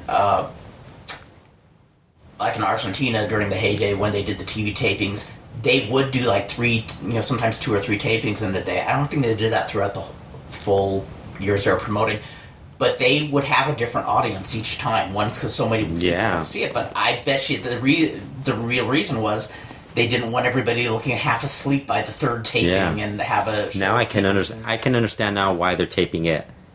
Yeah, like that because it's like it's not. I think those 4-hour tapings are going to be brutal. Yeah.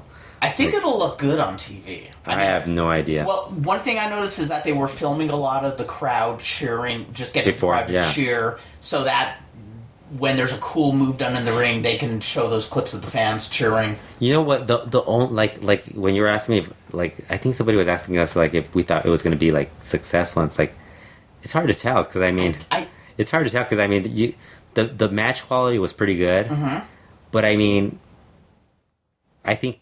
You're gonna have some people who are gonna be they're not gonna be used to seeing a midget beat a regular sized guy. I think that's gonna be something that's gonna be a little weird for a lot of them. But I'm guessing that's gonna be part of what's gonna be in the what they do off script. Yeah, I'm kind of what they do behind backstage and stuff like that. What we're not seeing, and then I think I don't know I just think it's a small venue, and when it's a small venue, it just doesn't come off like a major league type of show.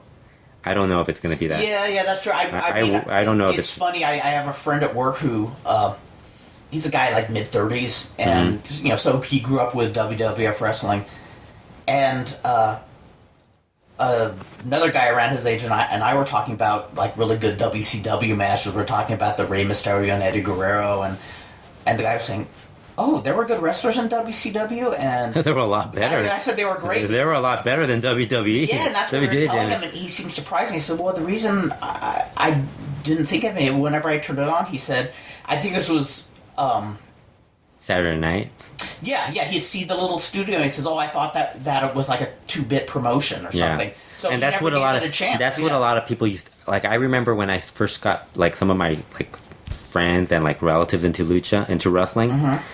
When they would watch WWF, that was what they were used to. And I would tell them, you guys should be watching WCW because that's where the good stuff is. And they're a couple of weeks would pass by and they'd be like, "Oh my God, you were right. I'd never seen luchadors before." Because that's where they would see that. And they'd be like, "Who is this Fit Finley, Chris Benoit?" Now it's different. Eddie Guerrero. Different story back then. I go, these guys are amazing. Why am I watching the Smoking Guns versus these jobbers, or why am I watching this shit on W? Exactly. And I would be like, that's why you should be watching it. If you could convince somebody to give it a try, they would have. Yeah. And, in fact, I remember my sister-in-law was, counseling some delinquent kids, and it was on a Monday night, and 2 of the kids were anxious for it to get done so they could go watch WCW. Yeah. And she says, I don't get it. And then she saw, I said, well, the Monday night show was huge. The shows were big. But she was she had seen some Raw before and she didn't get it. But then I said, okay, watch some of this, and she saw. In fact, it was Guerrero and Rey Mysterio Jr. She says, "Oh my God! Now I realize why the kids were so anxious to get done with the session." And she wouldn't watch the whole show, but if either Eddie Guerrero or Rey Mysterio came on, she'd come down to watch. I don't think WWE has had that type of show what WCW had for a year or two. Yeah. I don't think anybody's had that quality of matches. WWE gets that. They'll have a really good main event. But it's 3 hours. I mean, oh God. Once WCW started doing the 3-hour shows, and they still, I mean, back then you had a deep roster. I mean, you could still pull it off. But WWE, I mean, you're watching 2 fucking Divas matches in every show now. Those are, and that's the thing I kept on. And it's not even match, they're talking now. It's oh my God. Yes. And I know that, I know it's just a weird comparison, but that's all I could think of when I was watching the women's match on the anniversary show is I could see some people complaining about this match, but they're not those divas. These girls are working. They're working hard. I'm amazed, like, at the people who watch Raw all the time. Because I watch, like, if you follow me on Twitter, you know I watch it. Right. But, like, at some point, you'll just see me, like, end the conversation on WWE. Just because it's so fucking boring. Like, at some point, I just get tired of watching it. It's like, yes, I'm done. I don't want to watch it anymore.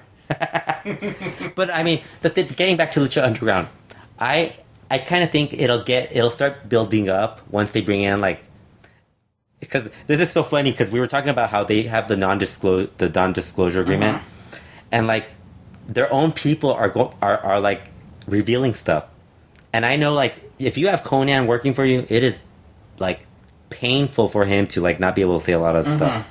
I mean, I'm sure, like, there's constantly stuff that he wants to say and he can't say, and he's holding himself back. And he really has, because he's not even doing, if you've noticed, he doesn't do the podcast as often. Oh. Because first of all, he has surgery, but then he has, like, Kevin Sullivan on, he has, like, other people, Disco Inferno, and, like... He's kind of strained. He's trying not to say anything. Oh, gosh. And, that must be frustrating. Yeah.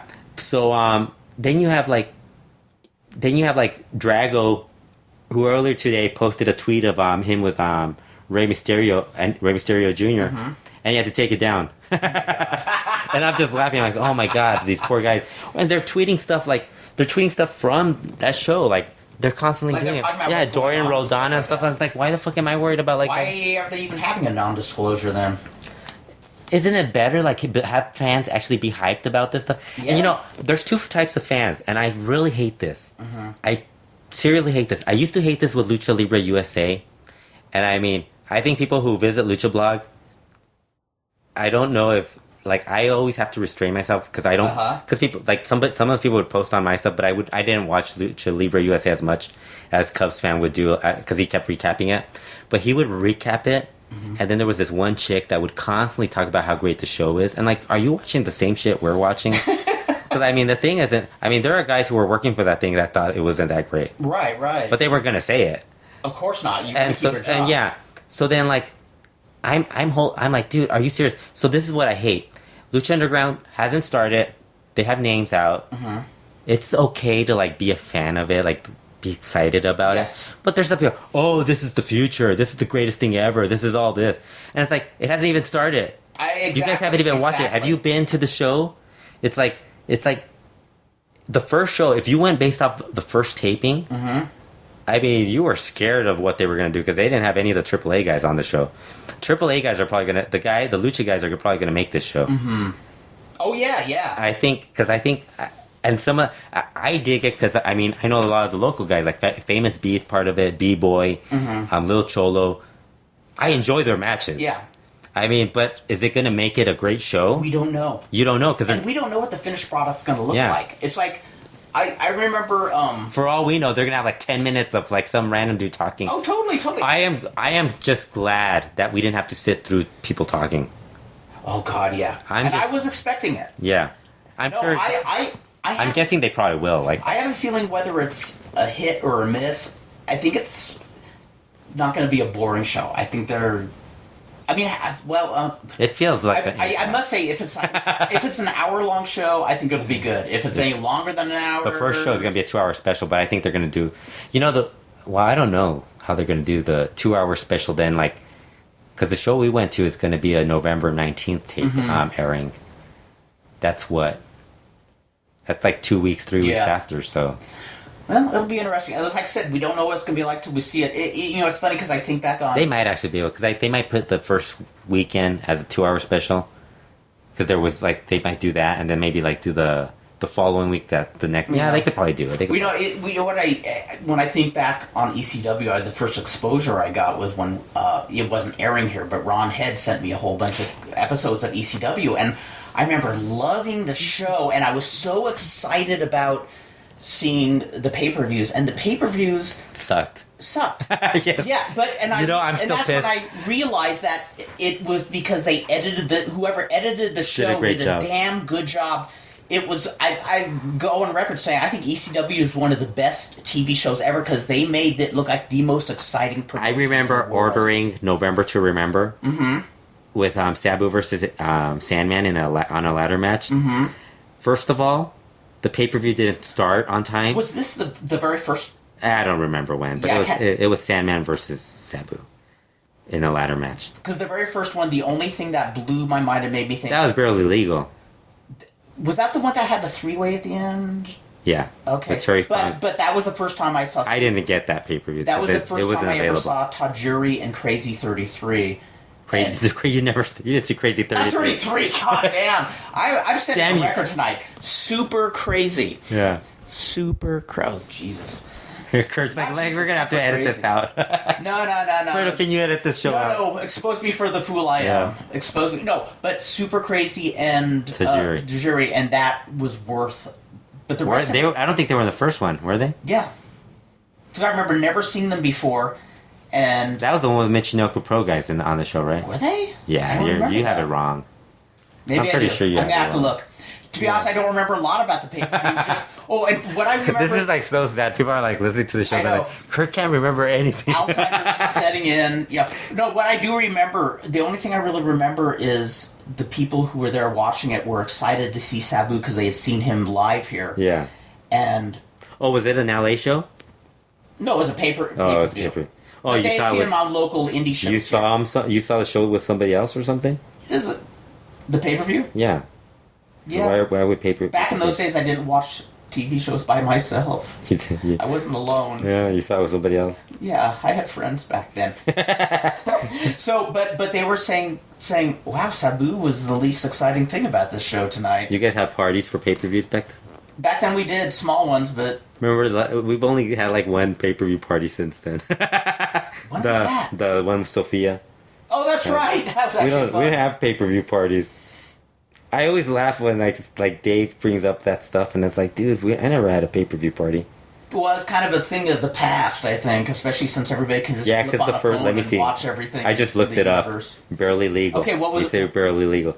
Because I'm pretty sure, I don't know if you saw the first pay-per-view, because I don't remember it airing here.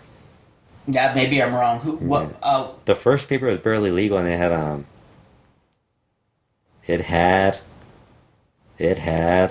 it did have a three-way dance, though. That's what I thought. I love how it doesn't tell me, like, who's, like, you have to go... What do you need it? Like, yeah. It had the Eliminators versus the Dudley Boys to open. Mm-hmm. Then they had Rob Van Dam versus Lance Storm. Then they had Great Sasuke, Gran Amata, and Yakushiji versus the BW Japan, which was Taka Michinoku, Cherry Boy, and Dick Togo. Then it had Shane Douglas versus Pitbull number 2. Taz versus Sabu was next. Mm-hmm. Then Terry Funk versus the Sandman and Stevie Richards. Yeah. And then it had Terry Funk versus Raven. Yeah, that was okay. right. Then I for about the because I remember Tajiri came in afterwards. Yeah, for the 12th time today, I stand corrected because I remember that three-way dance, and I remember the pay-per-view. You might have seen that, like you might have ordered it off somebody afterwards, like got it on tape or something. Possibly. The one I saw, because I remember I didn't see the first year because it didn't air here, on my internet. I mean on my cable. I didn't get it like it first. You know what? I know I did the reason I remember seeing that first one because I remember that was the first significant push Stevie Richards got in the main event, and I remember being really jazzed because I always thought that guy should be pushed. I dug the BWO stuff and all. Oh, that was awesome! Yeah. That was great. But no, I dug when he showed up at WCW and Mike Tenay looks at him. Stevie Richards, what are you doing here? It's like a shock to everybody. It's a shame that ended so quickly in WCW because his role with Raven's like wacky sidekick was beautiful in WCW. Yeah, I saw the... Wow. I don't remember which one I saw, the pay-per-view I saw. It was in November to remember. It was, it had to be 2000 then. Wow. But the first time I had seen the... so I stand corrected, it was probably the next, or the pay-per-view after that. But I remember that was before Tajiri had his whole gimmick when he was still just, kind of like a button-down wrestler. But I remember just seeing him in Super Crazy, and it was like... Oh, it was 97. The one pay-per-view I saw. Ah! No, it wasn't. Yeah, it was. Was it? Yeah, it was Sabu versus Sandman in a ladder match. November to remember. So they did air that other one. I just remember the pay-per-views were expensive for me. I was still in college back then, man. I used to buy pay-per-views even though I shouldn't have because I couldn't afford them. I used to get pissed when Rob Feinstein would fucking take 6-8 weeks to send me a tape. I hate that guy. If there's one guy I hate in all of wrestling, Rob Feinstein. That guy's an asshole. You gotta understand though. He's probably like. He's busy. He had those, Boy Scout meetings he had to lead and stuff. I love how everybody in LA hated him, cut promos on him, like Ron Rivera, that. Bob Barnett. Everybody, everybody. And then I remember when they had the carts, and one of my friends that I knew, he's like, "You need anything? I could get you anything. I know a guy who works at a cart," and I was like, "I don't need anything." By that point, I had already known, I knew who would have thought I would have delved so deep into about that cart that was in Ontario? Yes. I remember I would go there occasionally just because it blew my mind that there was a little wrestling store in a shopping mall. Yeah, and it was a bootleg, and you're like, they're selling bootlegs. Exactly, do people know this? Right? Yes. Yeah. Exactly. But I guess to sum up, if you edit a TV show well, you could probably make an okay product look really, really good. So I think they have good wrestlers. The ring announcer is freaking hot. Yep.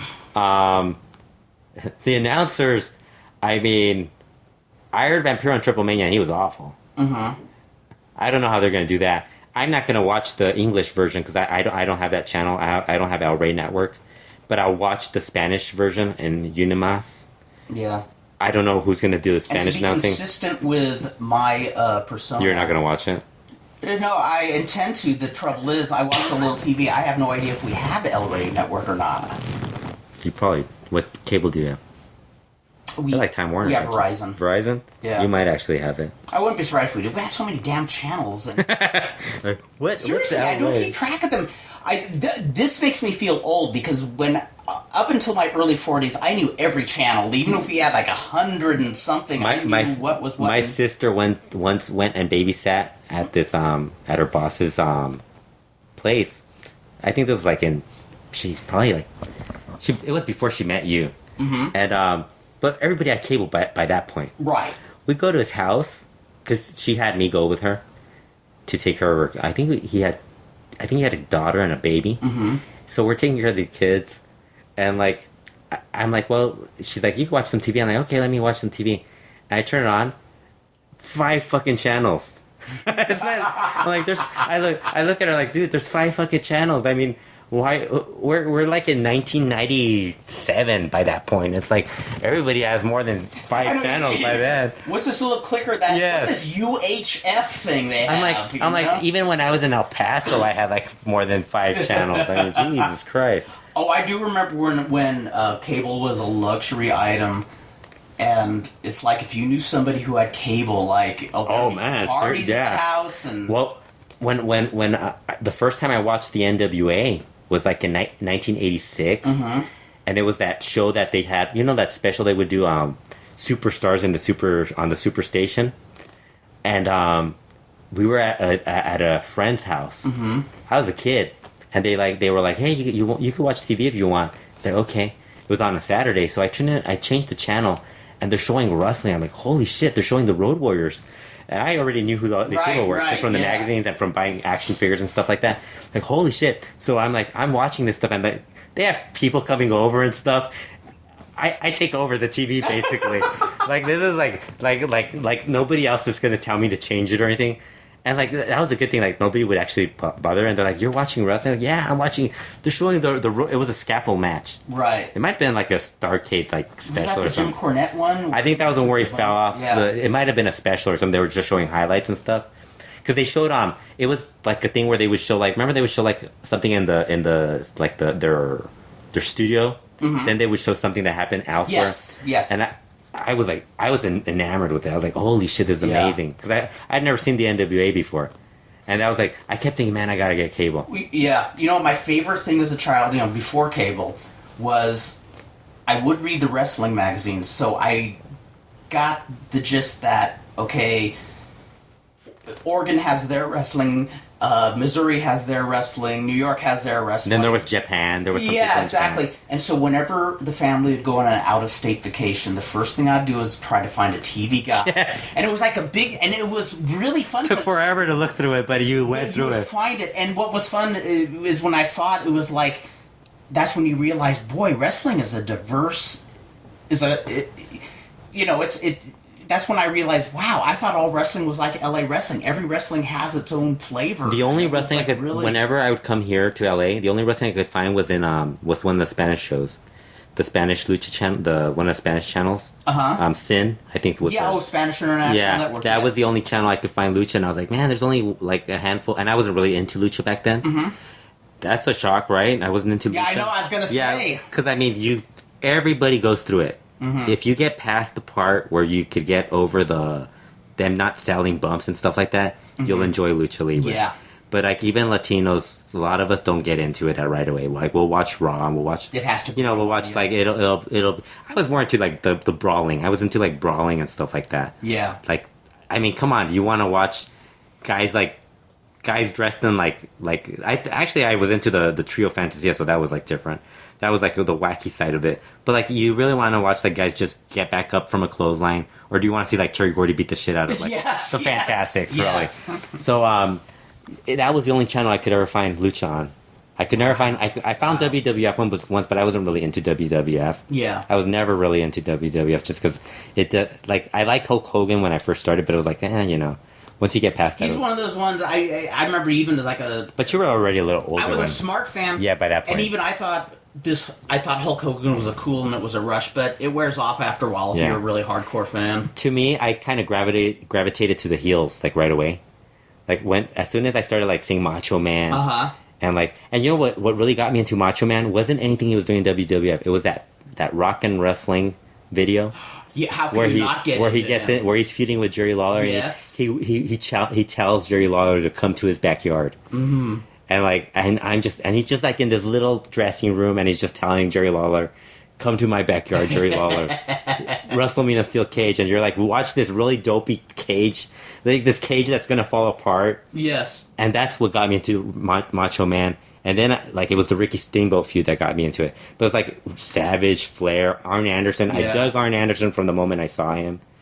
I mean, and you would think as a kid you'd be like, oh, I'm sure you like Kevin Von Erich and Kerry Von Erich. That's when you know you're but I actually hardcore wrestling. But I actually dug those guys too. Yeah. That was weird. I dug the Missing Link. Mm-hmm. You know, like if you follow me as in Lucha, you'll see that I enjoy like the weirdest stuff. Like you have to be like really shitty like for me to hate you. From day one, I don't think there was any product. I didn't like. Well, of course, we all know the same year I discovered LA wrestling, I discovered Zitanes in El Ring. Uh-huh. You know, the most way out thing ever, and I mean, to this day, I love that.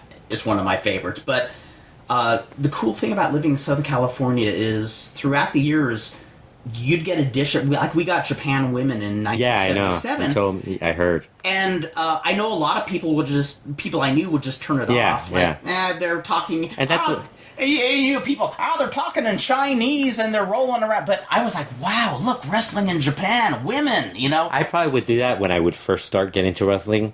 But once I was like 12 years old, I was already reading the magazines and stuff. Yeah. So I would have watched that stuff. See, that's when you know you're like a super fan. Yeah. And I was watching Juarez that looked like it. Like the shows would look like they were like trash. Yeah.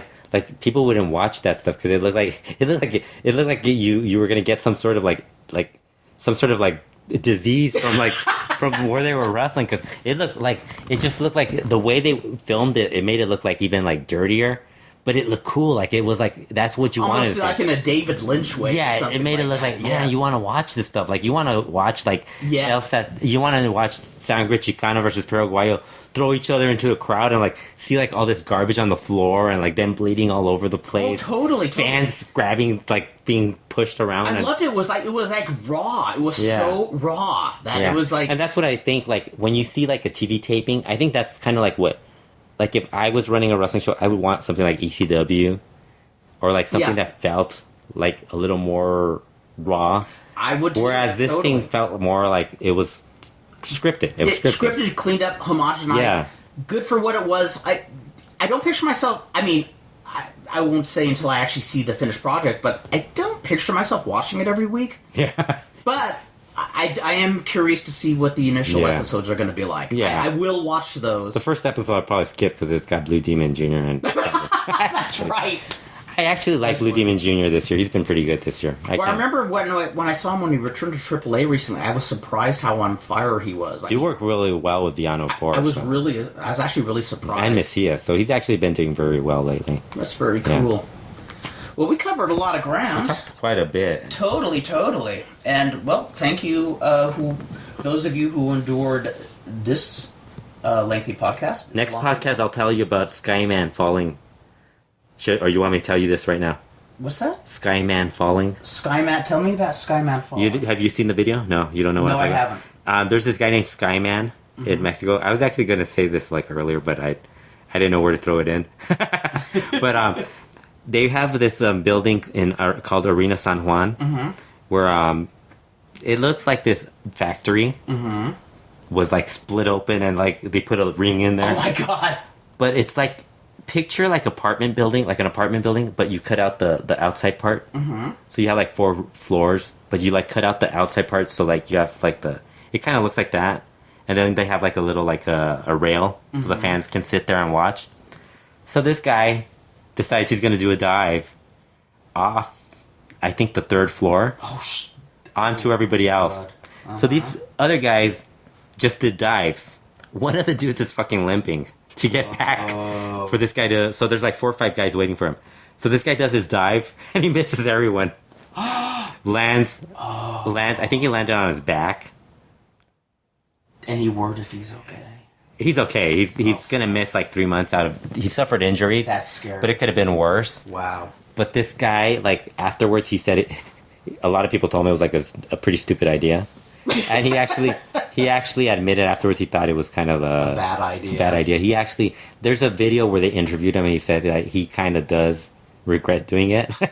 He's but he didn't say he wouldn't do it again. Oh dear. But I'm my God, this guy's insane. Yeah, so... Oh my God. So I was just thinking about that when we were talking about the whole guys jumping off the... Yes. But I mean, that's not even as bad as what this guy was doing. This guy was basically... practically could have died in this match. That is scary. So they posted video of it. So you could see it on YouTube. It's very... Is it creepy? Or... Yeah, because the guy falls on it. But I mean, it's... he's okay. He's okay. Yeah, okay. I can watch it if I know he's going to be okay. I feel weird watching stuff. Yeah, but I just thought it was funny because... I think it was 3 or 4 guys that are standing there to grab him, and he still missed them. I was dude, you should really do a dive. Make sure you're you can see the guys. I mean, if you're gonna jump off the fucking 3rd floor, you don't really have to make it that complicated. Exactly. Just do a plancha. Exactly. Yes. Don't. Why the fuck are you going to make it so complicated? Just the fact that you're jumping off. You don't have to do a corkscrew. You don't have to do tornillo. Yeah, if they catch you just doing that basic fall, will probably even get you a woman for the night. You know what I mean? Just Jesus. Yeah, so I just wanted to bring that up for the. Jeez. Wow. Bring the show to a downer. End it in a down note. Yeah, well, at least he's going to be okay. So that's the up on the down note. Yeah. It's a down note with an upbeat end. Yes. Well, but. Yes. Don't jump off buildings, people, please. The moral of the story, don't jump off of buildings. If you plan on wrestling... Yes. Or if you're a wrestler, don't jump off a building. Yeah. Don't do backyard wrestling, kids. You know... Is that phase finally gone? Do people still do backyard wrestling? I think they still do. Oh, dear. Except now those guys are getting into wrestling. Yeah. A lot sooner. If you watch a lot of lucha, you see a lot of guys who kind of seem like they would be backyard wrestlers in real life. DTU, yeah, it's true. Yeah. And they probably never did backyard wrestling, but they're trained like backyard wrestlers. They're in the ring. So, okay, well, anyways, we will be back probably pretty soon. Yeah, probably 2 weeks. We'll probably have more Actually, we might have some stuff for an upcoming show. Yes. Can't really say much about it. We can't say much, but we're... Because you know how we're so against talking about stuff that we have to not talk about the NDAs and stuff like that. We hate that though, yeah. Yes. Or STDs. Yes, we can't. Those are the worst. Especially when you get sores. You think you have an issue, you scratch down there, but it's painful instead, and it kind of bursts open. If we keep going, we're going to end up talking about the show from today, the CMLL show from today. No. I don't plan on talking about that. No. We don't want to chase him away forever. Actually, the only highlight from this show, if you guys see the video, Erica, the ring girl, she, I told you about Metallica doing a Pepe El Toro gimmick. Yeah. She dressed her and another Edicon had Pepe El Toro looking outfits. Oh no way! Best looking Pepe El Toros since Pedro Infante. They might be better looking than Pedro Infante too. Better looking than Kate Jurado. I have no idea what that is. That was the lady, or Katie Jurado, I guess. That was Kurt bringing back something. Look for a clip from old Pedro Infante movies, because he started with a lady named Katie Jurado. In the 50s. Oh my God! I would love to get a time machine. I would watch those, but I wouldn't keep up with the stuff. Like, I barely kept up with the Lucha movies. Would just say she was one of the most devastatingly beautiful actresses I've ever seen from that era. And we should bring up Steve Sims is retiring. Oh my Steve, God! How can we Lucha end it Sims. without that? Yeah. Yes, it sounds like he's.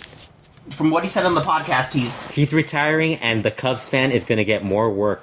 That's the breaking news. Yes, the Cubs fan is available to do more writing for everyone else. Because the Cubs fan, you don't work hard enough. You don't do enough. We want you to do more. Poor guy will not sleep at all. Yes. No, but but the cool thing about Steve Sims is he's backing off doing weekly, daily reports and that kind of thing, and sounds like he wants to do some bigger projects. He's planning on doing books. And I think he's gonna continue to do podcasts. Yeah. I don't know what is he gonna talk about? He's not gonna keep up with this stuff. How's he gonna tell the people what's going on in Arena Coliseo on a Sunday? Well, my impression, it sounds like he wants to do bigger historical projects, and he wants to cut. I didn't even tweet this, but I guess I'll bring it up now. He said he was gonna cover, because it's true. Every single Japan has a guy who covers historical stuff on Japan. Steve Yohe does a lot. There's Steve Yohe and a lot of other guys who do America. Nobody really does it for Lucha, American English. There's guys like DJ Spectro does a lot for of that stuff for in Spanish, but there really isn't anybody who does it in English. And Steve said he was going to cover that, and I would say, wow, he's going to enter the high paying niche of but I think I understand, like, he wants to do like some historical stuff, like write it out, and like maybe I mean if he does a book, it'd be kind of interesting. I must say, I look forward to that. Yeah, I think he'd crank out some good historical, as long as his book has has covers with Alucia on it and stuff like that. Exactly. I think they'll sell well. We should do a Kickstarter for him, but only have it contingent on that Alucia is on the cover. Yes, that's what we should do. Lucha, actually, it has to be Dr. Lucha wearing a mask, holding a Lucha, like on his lap, like that, Santa Claus, like that traditional. Remember the Tinieblas photo? Yes, where it's the Tinieblas and the Lucha's in the middle. We should have him do that. And we have to Photoshop a Lucha wearing a World Championship belt too. We don't have to Photoshop. I'm pretty sure we could get somebody to give him a World Championship. That's true. Yes.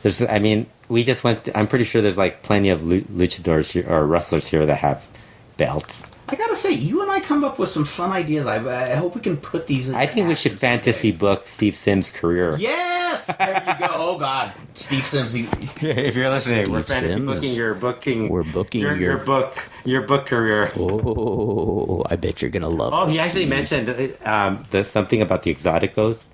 And Brian was telling him he should do a book on the Exoticos. And I actually agree, because when we were thinking of doing we were talking about doing that. It was so because there was so much about it that you could do a book on that. Yes. And there's so many of them available, like Pimpinela, Cassandro. Definitely.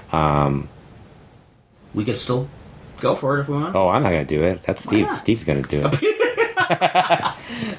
Nope, we have our own project in the works. What project is that? The LuchaWorld Podcast. Yeah, it's in the works. Trying to complete the LuchaWorld Podcast. Yeah, trying to do it without. Trying to complete the LuchaWorld Podcast, episode 33, and having it all make sense. Is this like the longest show we've done? Yeah, I think it is. I think we're at this 1 hour 58 minutes 12 seconds 13:14. So we will see you people very soon. Hepcats.